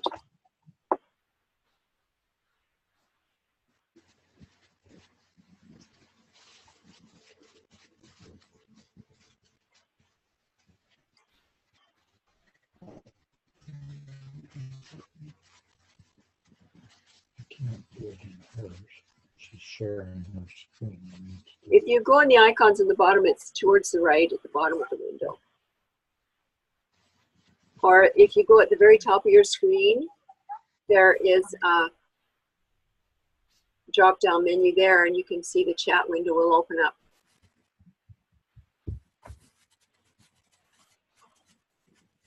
And you can type a message in there. Because you guys, when you're responding to me, I hope I'm not breaking up on you, but every time you respond to me, I hear the first part of your word and then the rest sort of goes, I can't really hear what you're saying. Great.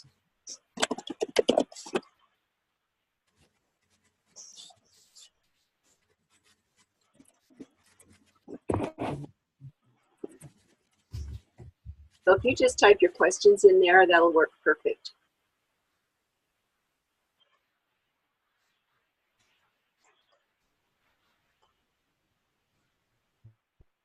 Okay.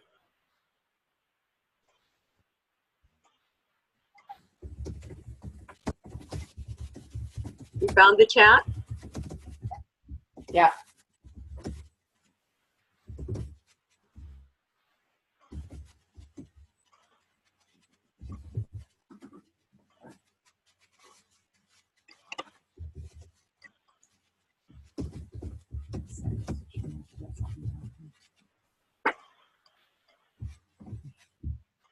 Okay, my question, you are doing 3 to 5 posts a day and you schedule each one to go out for 6 months. Is that correct? That's only for the blogs that I write. The quotes only go out one time, one day. So I sit down and schedule each quote one time. And so if you look at the Sprout Social here, it's got, there's only 4 days left from February. And you can see that when I hover over each date, all the quotes that have been scheduled to go out. And some of them are quotes and some of them are blog posts that I've written. And if I click this little arrow, it moves me into March, and I can see when I schedule some new posts, I've got some days that I don't have anything scheduled. So I can make sure that I fill in those spots with either quotes or blog posts. So a lot of these here are quotes because I schedule right through until Saturday, because Saturdays are my days to do once a month. I'll take a Saturday and I'll spend a couple of hours just scheduling posts, my quotes of the day for each of my different platforms. And then the rest is different blog posts. So this one is my rapid fire to retire. It tells you which platform it's going to go out on and what quote it is, right?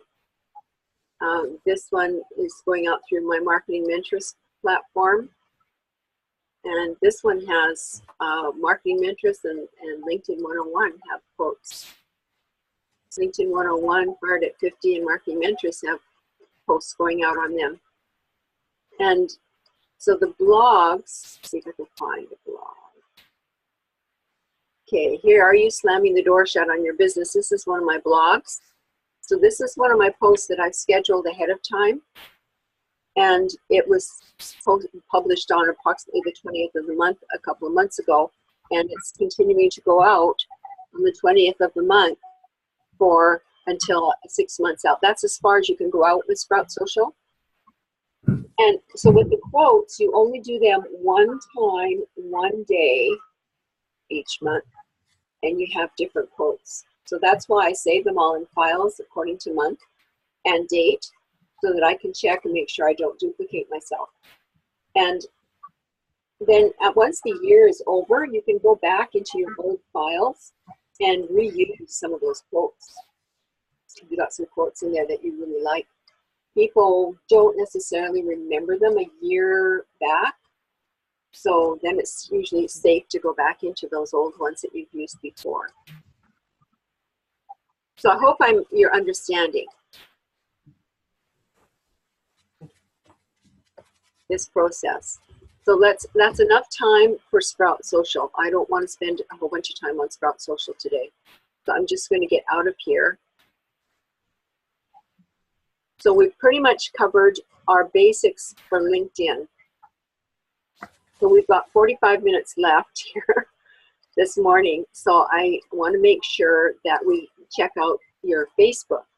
So I'm going to let you go ahead and check out the rest of your privacy and settings on your own. So a whole bunch of time on that. Usually LinkedIn suggests the one that's the best one, and I usually leave that one highlighted if I think it's appropriate. But if I'm not, for instance, there's some that are for people that are looking for jobs in here in privacy and settings, and you don't want to. How do you edit your URL? You are doing 3 to 5 posts scheduled for 6 months. Sorry. So your URL, that's the one where you go into your privacy and settings and see here where you edit your public profile. That's where you edit your public profile.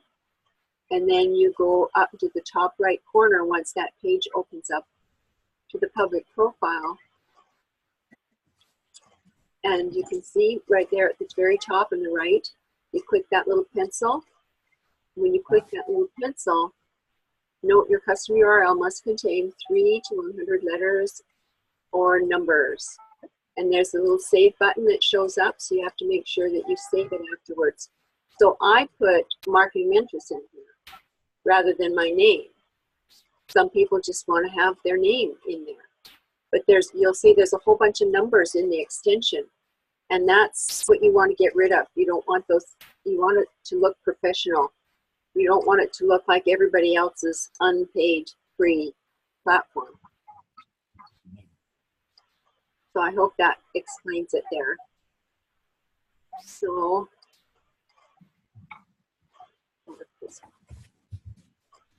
Oh, it's not available.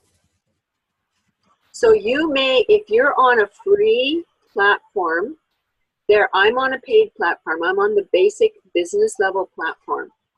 That costs me $65 a month. I used to be on what they call the executive platform, and that was $101 a month. And but when they transferred to the new platform, they got rid of the executive platform, and so I switched it to just the basic business. The next level up that you can get is it's about $79 a month to get the basic. What do you call that platform now?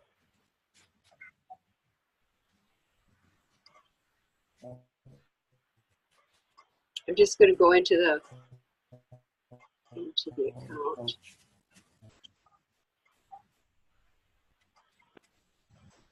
Oh no, that's not what I want.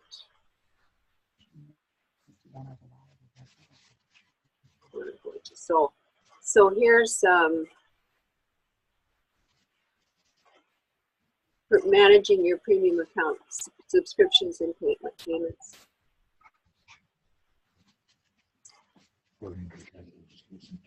Now remember, you're going to get the video, so you'll be able to see this in the video. So I'm on a premium account, and you can explore premium. And there are other accounts that you can get. I'm trying to find the name of them. There's other ones.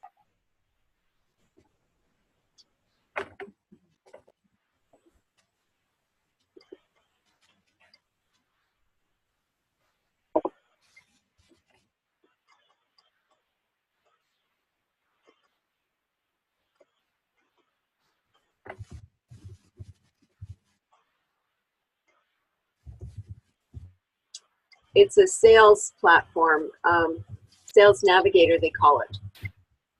So Sales Navigator is a little bit more, it's for people who are in sales, and I wouldn't recommend that you guys get onto that platform. It's a fairly complicated LinkedIn platform. I've been on it, and just to see what it's like. But if you're in sales, then that's what you'd want to be on. But this, if you're a business coach, you just want to be on the basic business one.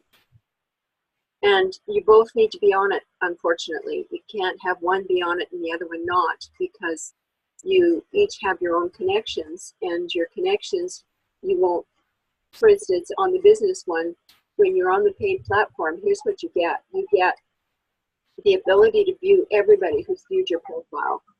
If you're on the free platform, you cannot view any more than 3 to 5 people that have viewed your profile.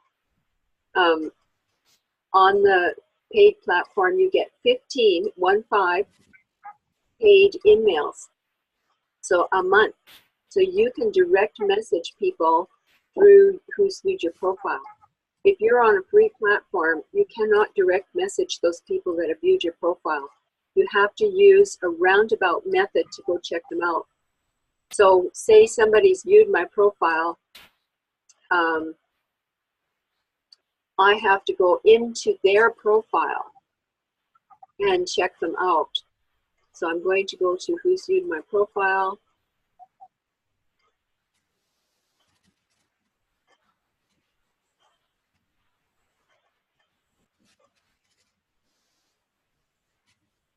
And I go into this guy, let's say, and I just click his name.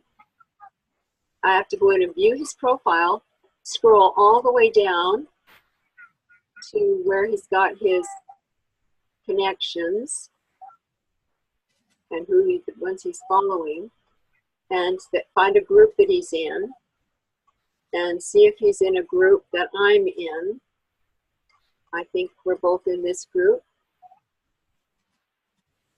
So then I have to find him in the group. So I'll go into the group, and I have to request to join first. I'm not in the group, obviously, here. So I request to join. Once I get accepted, then I can go in. I have to write his name down on I have a special note paper that I write people's names down on. Write his name down, and I go into the group and search for him.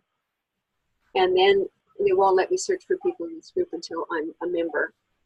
Go in that group, search for that person. Then you can send them a message directly through the group, because in the groups, and this is what this biggest kept secret on LinkedIn, is the secret of the groups. You can direct message people. You get 15 free emails a month that you can direct message people in those groups and say, hey, I liked your article and such. Tell me what inspired you to do say what it is they did, because you have to check their profile out first before you send them a message, so you know a little bit about them. And you can personalize your message that you send to them. People tend to avoid doing this, and most people don't know that they get those 15 free emails in the groups. So if you have a paid platform, you get 15 paid emails that you can use through Who's Visited My Profile, plus you get your 15 free emails that you can use in the groups. And so you want to be very liberal in using those emails, so that, because it opens up whole new vistas of communication with people. And once you join groups, you have to be aware of your groups and go in and communicate with people in those groups. So one of the things I do in my blogs, or with my blogs, is I will go and take older blogs and I will post one of my older blogs in one or two of my groups that I'm a member of. And I will do that on that Saturday once a month and make sure that I get some of my information out there and put these posts in some of these groups. Then LinkedIn will automatically send you messages through your email so that you can see if people have responded or commented on your posts in the groups. And you can monitor what's going on there. You can also, once you're a member of Sprout Social, you can go into Sprout Social and you can check all of your social media right there on Sprout Social, except Instagram. Instagram's the only one you can't. But you can check your Twitter, your Facebook, and your LinkedIn right there on Sprout Social. And you can respond through Sprout Social as well to all of those posts.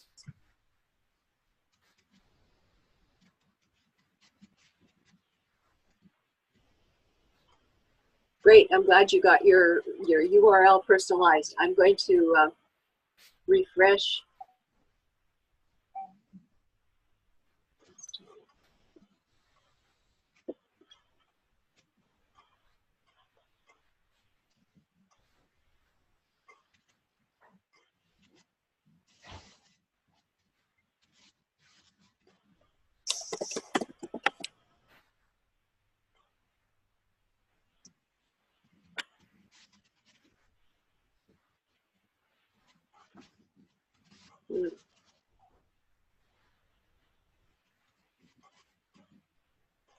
Oh, you put the same picture on yours as Dan has on his.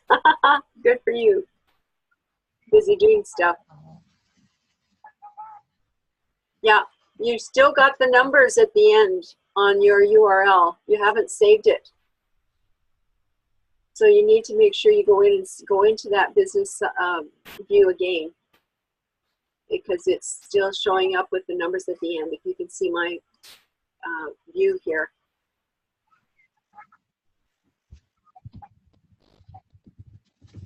I find that sometimes you have to do it a couple of times. And LinkedIn can be a little bit slow in responding. And sometimes it won't show up for a little while.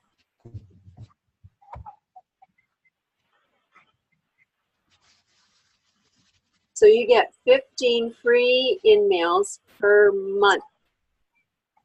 15 free emails per month, but you can only use them in the groups. And so if you go on a paid platform, you also get 15 paid emails. So if you go into LinkedIn and just order 15 paid emails, it will cost you $150. So it's cheaper to get on the monthly program where you get them every month, the paid ones every month. So you get a total of 30 emails, counting your 15 free and your 15 paid every month.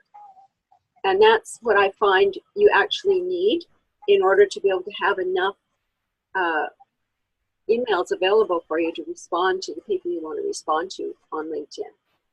Because if you think about it, you have, well, I've got over between 300 and 400 people that view my profile every 90 days. I've got a lot of messages I send out that I can send out every week.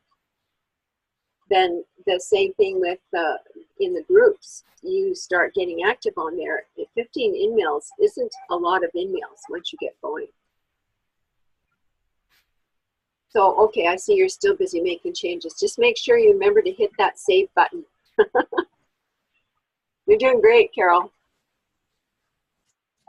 Okay, so I wanted to go through this. So you check your notifications. You want to make sure that you see who's responded to your stuff. And you can go and you can check out some of your analytics so you see I've got a lot of quotes that I have going out. And people are responding to my quotes. I've got here on, this is one of my blog posts, 60 likes, 17 comments.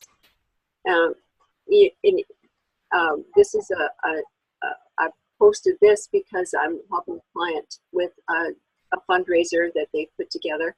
I'm not getting a lot of likes on this thing, as you can see.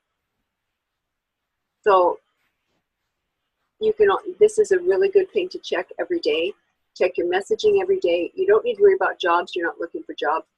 You want it, you'll see a red circle and the number of people that are requesting to connect with you up here when people are asking to connect with you. Be very careful about like connecting with people. When I first got started on LinkedIn, I thought LinkedIn was telling me that I should connect with these people. And then once I finished reading the terms of use, I realized, no, this is just suggestions. If I don't know those people, or I'll check out the mutual connections and I'll just click on that and see, oh, who do they know that we have in common? Oh, I see. Oh, there's quite a few people here that I know really well, that I respect. So then I'll ask the person to connect with me, and then I'll select send a message so that I can relate something to them. But I don't just go through here and just connect, which I know a lot of people have done. And the people that have been, there's been 2 people that I've worked with that have had their profile sent to LinkedIn jail. One was a guy, his name was Avi, and he lives and works in Yugoslavia, and he's a computer engineer, software engineer, and he does work all over the world for different companies.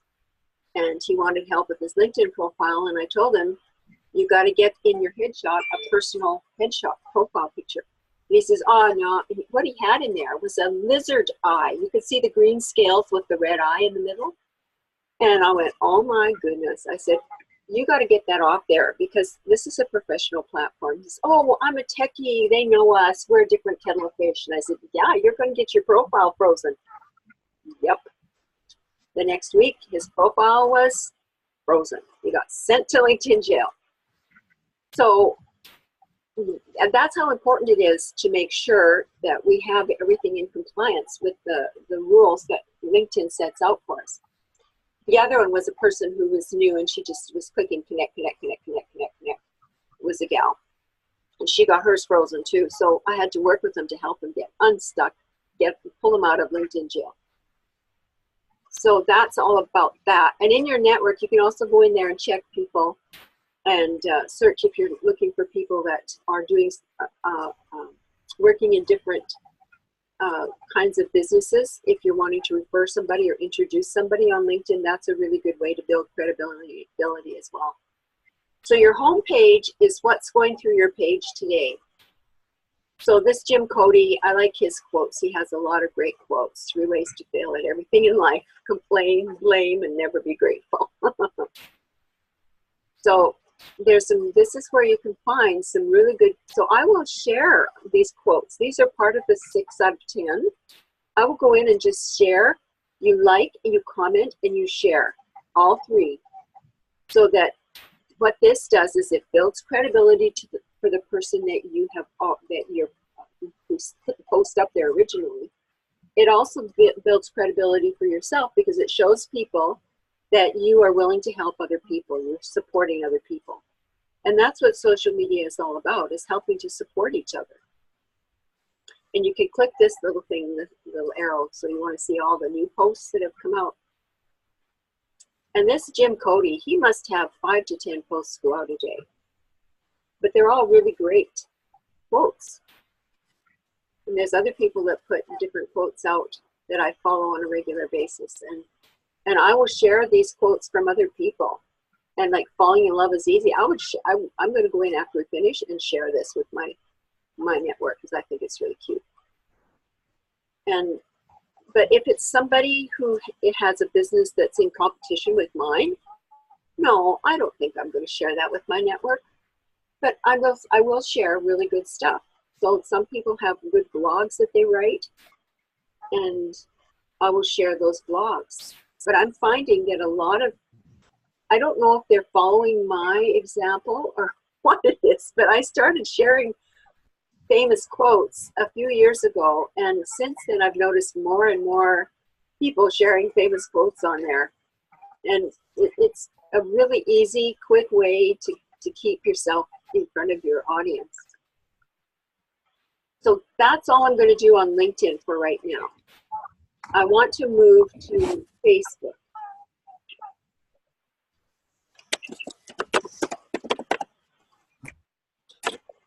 So I'm just going to close out of these other LinkedIn profiles for now.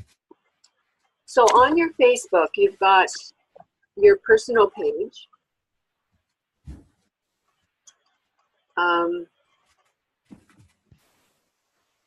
Yes, you can share some of your own quotes. Like one of my own quotes is based on a play on my last name. My last name is Till, of course. So where there's a till, there's a will. Where there's a will, there's a way. So nobody else can steal that quote from me because they're not Tills. So think of little plays on words that you guys use on a regular basis that you think would be motivational or positive for your network. So see, look at this. My background picture matches my LinkedIn. So you want to make sure that everything is matchy-matchy. And so here on my home, this is my home feed. So this is where you can post things on your personal home feed. And at the left side, you'll see a list of all the pages. So you want to go into your LinkedIn pages or your Facebook. So you want to check out all your different pages. Just a minute, that's not.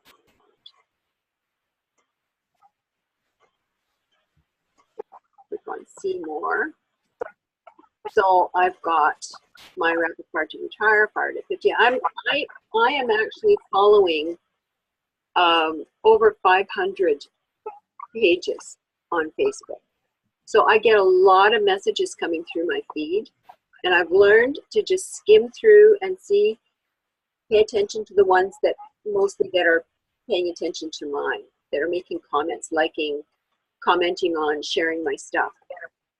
So I want to go into marketing here. So with this page, I play around with it, and I'll put a famous quote up here every once in a while. So my headshot is always the same. But so this week I put up what lies behind you and what lies in front of you pales in comparison to what lies inside. So every once in a while I'll see a really nice quote like that. And then you can change your cover photo right here. You can put a video up here, or you can just put a picture up here. It's really easy, simple to do. And so when you're posting on here, right at the very top is where you can put one on for that day if you want to do it directly on Facebook. Now, Facebook is connected to Instagram. Facebook owns Instagram. But we still have to post to Instagram.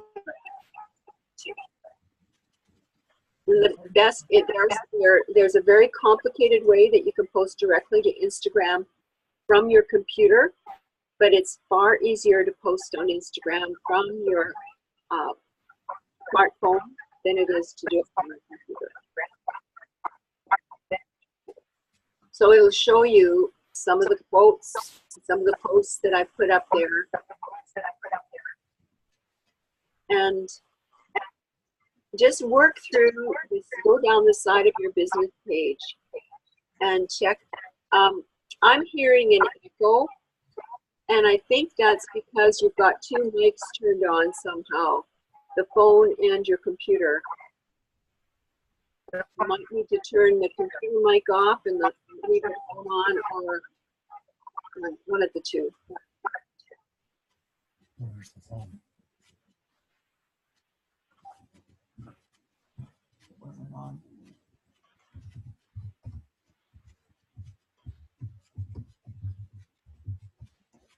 It's not on.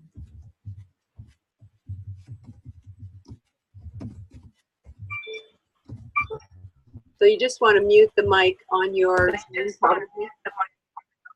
You just go onto your Zoom and see what that does. If that mutes the computer, but might mute the phone too. If it does that, then we have to just mute the computer itself. Now, I'm not hearing an echo now, so it sounds like you've done good. I hope you can still hear me.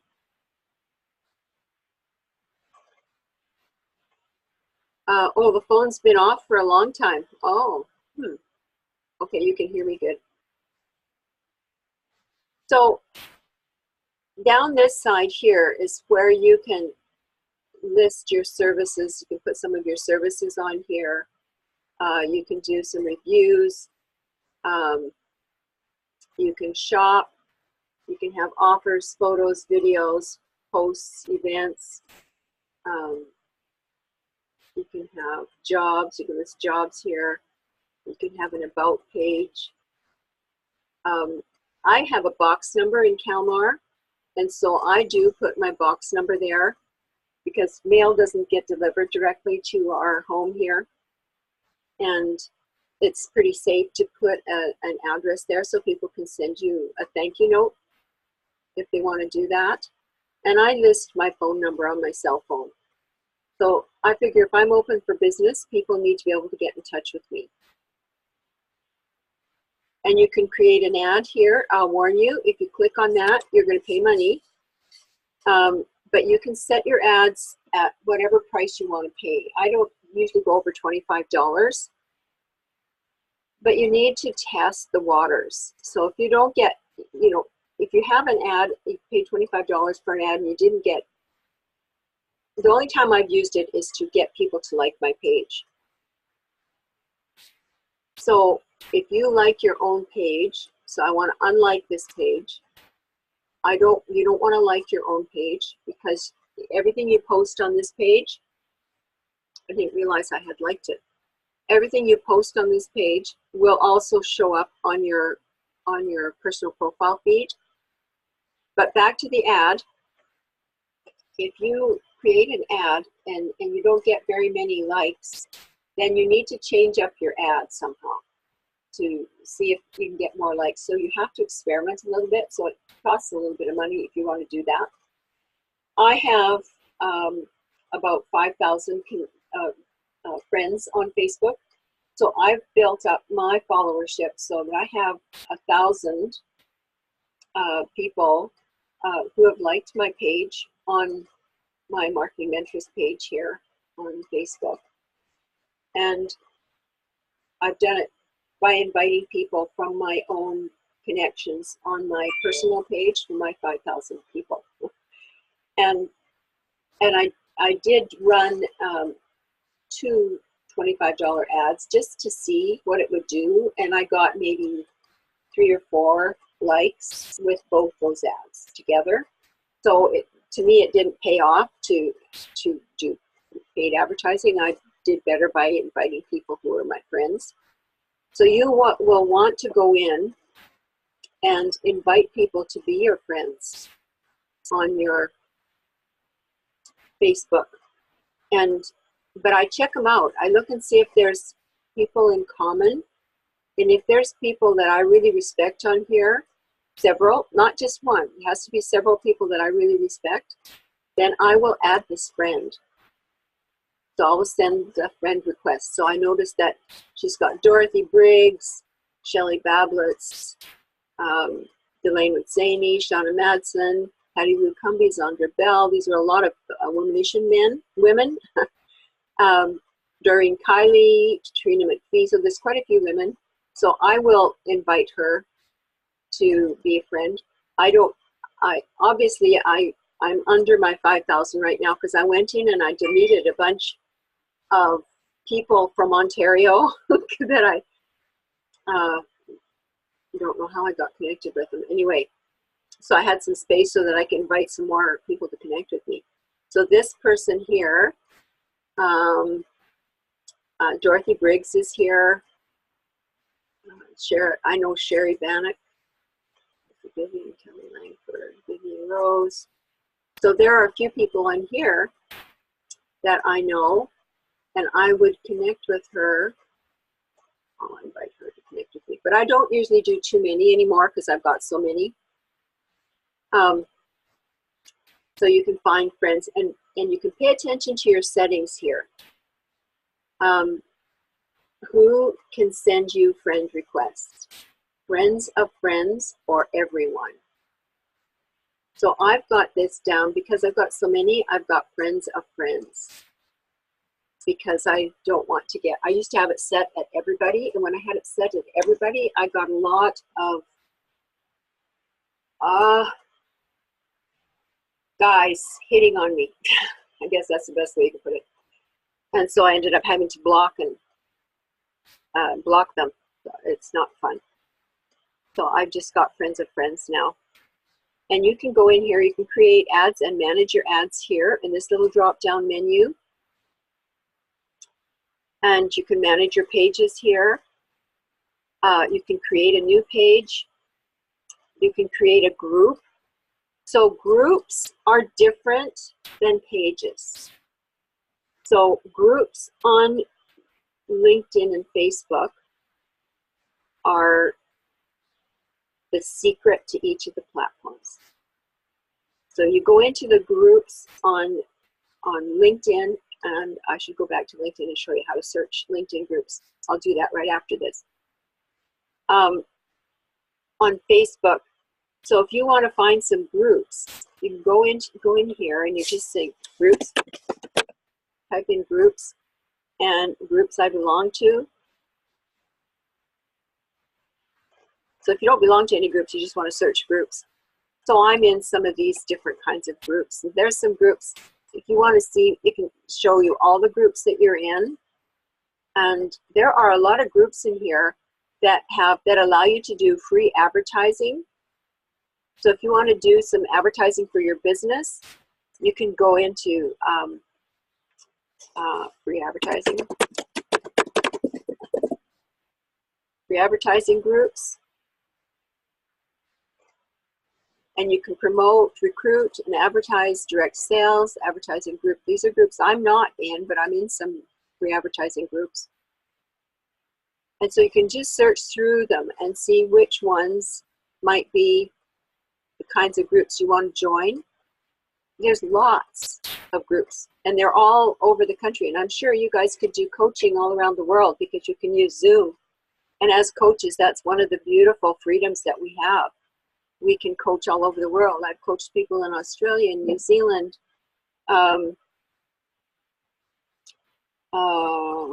Germany, UK, Cyprus, all across the United States and all across Canada and India. There's a couple of people I've coached in India. So that gives you an idea about the groups here. I'm going to go into the groups now on LinkedIn too. I forgot to do that for you, but we will do it now. So if you want to find the groups on LinkedIn, you click on this little, I call it the crosshatch, and that opens up, and you see here where it says groups. You click on groups. Now LinkedIn is going to suggest some groups and they will pick the groups that they think you might want to join based on your profile. So they're not necessarily the groups you want to join. So right now it's got my groups, right? So this is my own group, Marketing Enthusiasts. So I'm inviting you to come and join me at Marketing Enthusiasts. And I have 3,753 members. And when you have your own group, one of the beautiful things is once a week, you can pitch to your group and talk about a special offer, or get them to come to a workshop or a webinar, that kind of thing. Especially once you get up in the numbers on your group, then you've got lots of people that are reading your stuff. So you can start a new conversation, and this is where you can post your group, post special articles to your group. So you can save your things to the top. But I go into my group not as often as I should, and I like and comment on some of these posts. These guys are, this Dan, Ian, he's really good. He has great posts. And he talks about B2B stuff all the time. People love it when you like, comment, and share their stuff. Now, you can't usually share from the groups, but you can like and comment. And you can directly contact these people. And this is where you can send the email. See that? Brilliant. LinkedIn is just brilliant. Even though they've made changes and people get frustrated with it, it's still the most brilliant business platform out there. So once you get into the groups section, because I own this group, it asks me to go and click, and I can go in and do all the things I need to do for managing the group. But this is your best friend on LinkedIn. You hit the little back arrow and it'll take you back to the original search page. So you can create a new group if you want. And you can also search. So you're in the groups. You want to search small business.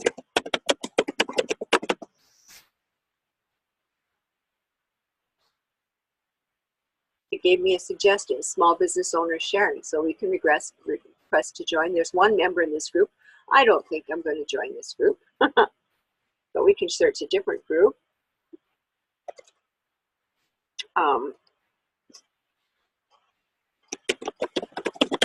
Let's see what that brings me.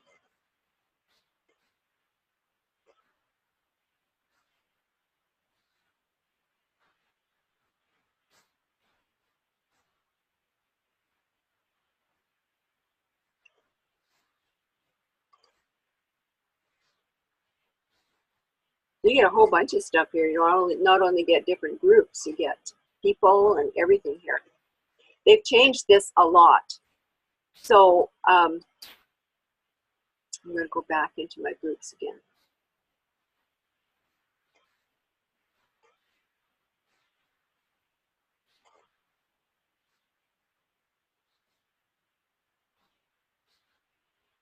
So if you want to request some group, you've got some groups that you've requested. So these are groups that I've asked to join. And you can search other trusted communities that share and support your goals. So this is where they've moved the search button.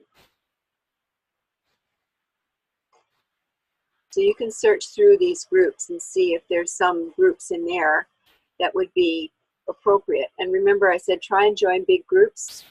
Well, these are really nice big groups. Harvard Business Review might be a good group for you to join.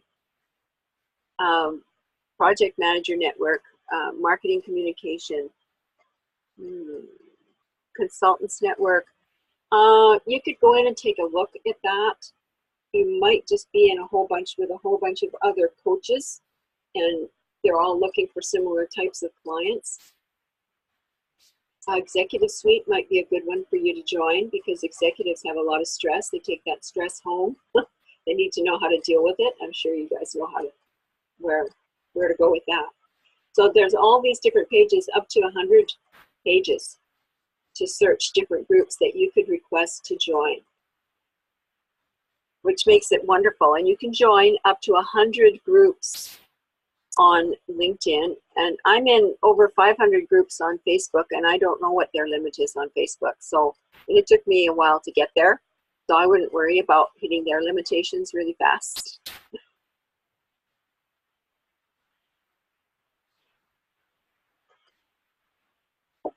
Okay, so that's the groups, and that's the big secret to the groups. And if you have any questions on that, feel free to just send me a message in the chat. I keep checking over there just to make sure.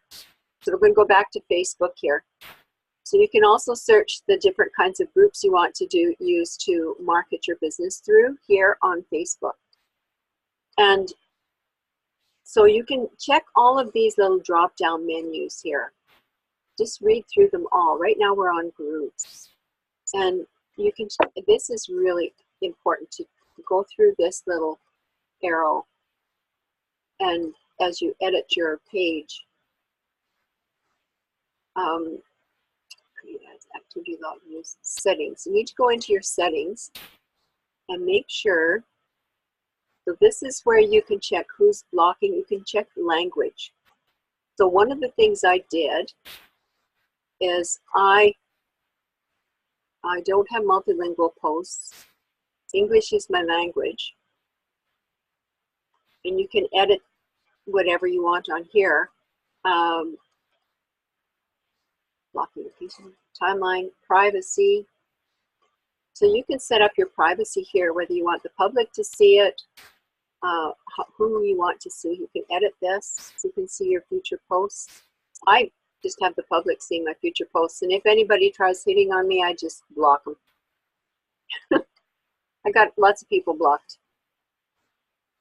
It's just part of what we deal with online. Some people just they don't get it. They don't understand that there are places that are more appropriate to go to look for companionship. So you want to make sure that you set this however you want it to be on this page, and this will be saved in my video that you get, so you'll be able to see this. Here's the blocking. I'm going to go through this because you're going to probably need to use it. So this is a list of the people I'm blocking. So you just read through, it'll tell you exactly what to do. You can make put them on a restricted list or on a blocked user. I just block them. If they're hitting on me, I just block them. I tried telling them I'm a grandmother of 16 grandchildren and I have 8 kids and I'm happily married, but then that doesn't seem to discourage them, so I started just blocking them.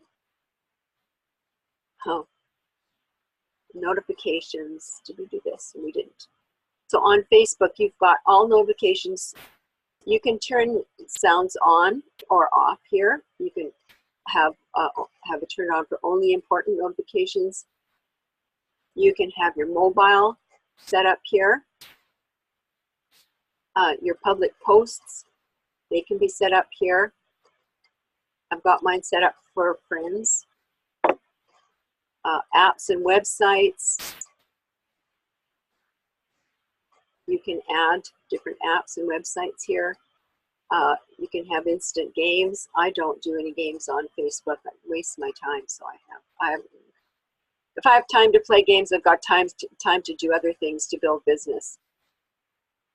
So I don't do that. Anyway, data and account access allowed. Ads, so this is another place where you can go and manage your ads, your Facebook ads. I'm going to hit the back arrow because we don't want to go into this.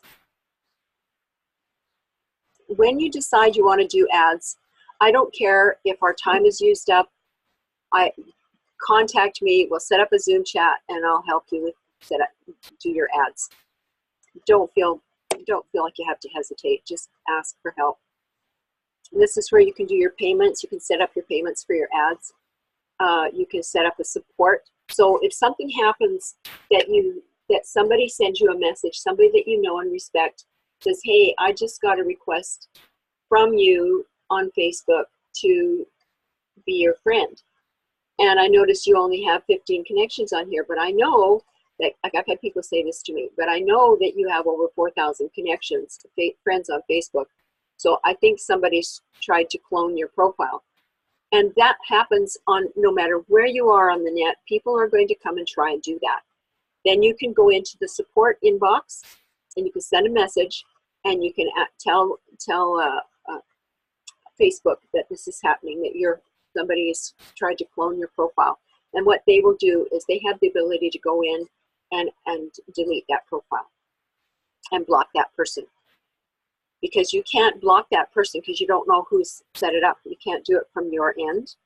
All you can do is report it to Facebook, and they're really fast. They get on it right away.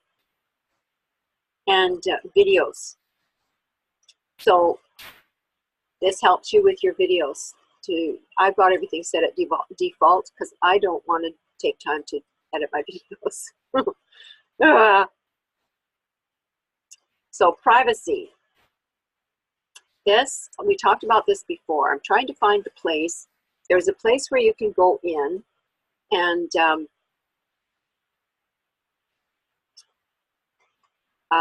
you can set in there what kind of words are blocked and what are allowed and what aren't. And I went in and I actually listed all the swear words I didn't want to have appear on my Facebook page.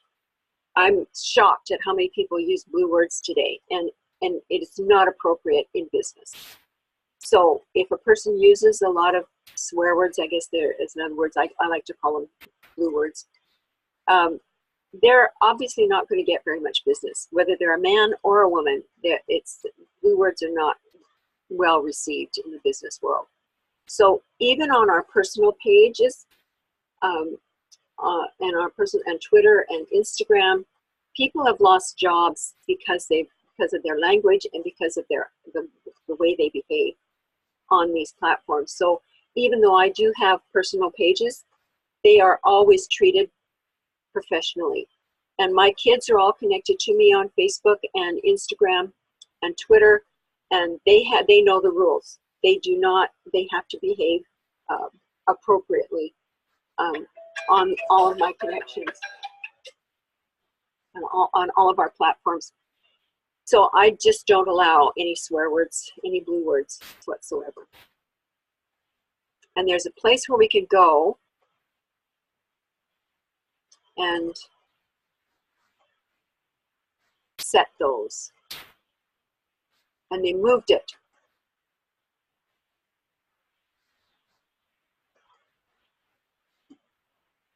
So it's 9:30 now. I don't know if you guys want to go on for a few more minutes or if you want to wait till next week. I'll do some searching and find out where it is that we can go and change the language we use from blue words to professional words.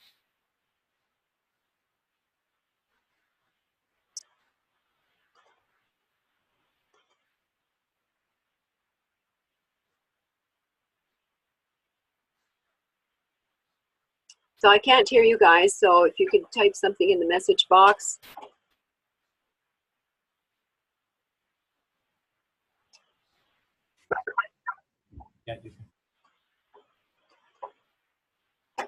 So the time really went fast. Can you hear us now, Christine? Yes, I can hear you now.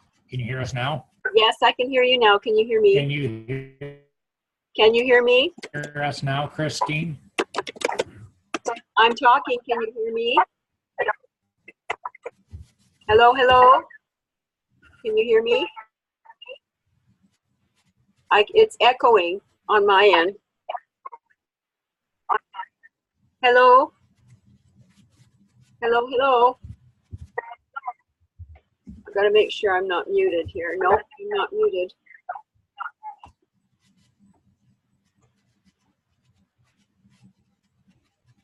Can you hear us? I can hear you. Can you hear me? Yes.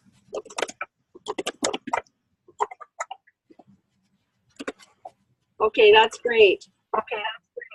So we are at 9:30 now. What we could do is we could call it quits for today and let you guys go ahead and work on all the areas we spoke about today. And then I'm going to work on uploading this video, and I'll send it to you as soon as I get it uploaded, because I upload it to YouTube page, and then I can send it to you as a link. Do you have any questions?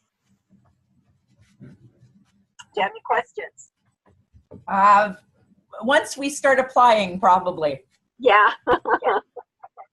We went through a lot of information today, and so I can understand if you feel a little bit cross-eyed. But that's Absolutely. So we will apply. yeah. So that's going to be a good thing with the video. You can start and stop the video as much as you need while you're going through it. Perfect. Okay. So next, let's set a time for when we want to get together next. Do you want to give yourselves a couple of weeks? Yes. Okay. So let's look at either the Monday the 11th of March or Monday the 18th of March.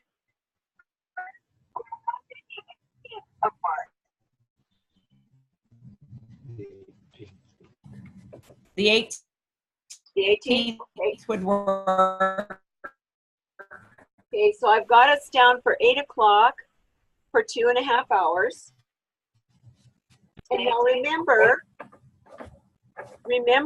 don't feel bad. Even if we've used up your 5 hours and you have some questions and you need some help with some little things like setting up your ad campaign or setting up a page, call me and I'll help you.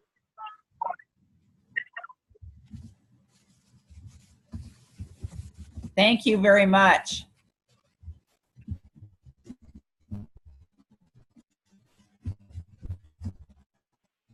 Okay, so I've got it blocked out for the 8th. And we're done. So I'm going to stop sharing. And there we are. I'm going to end recording.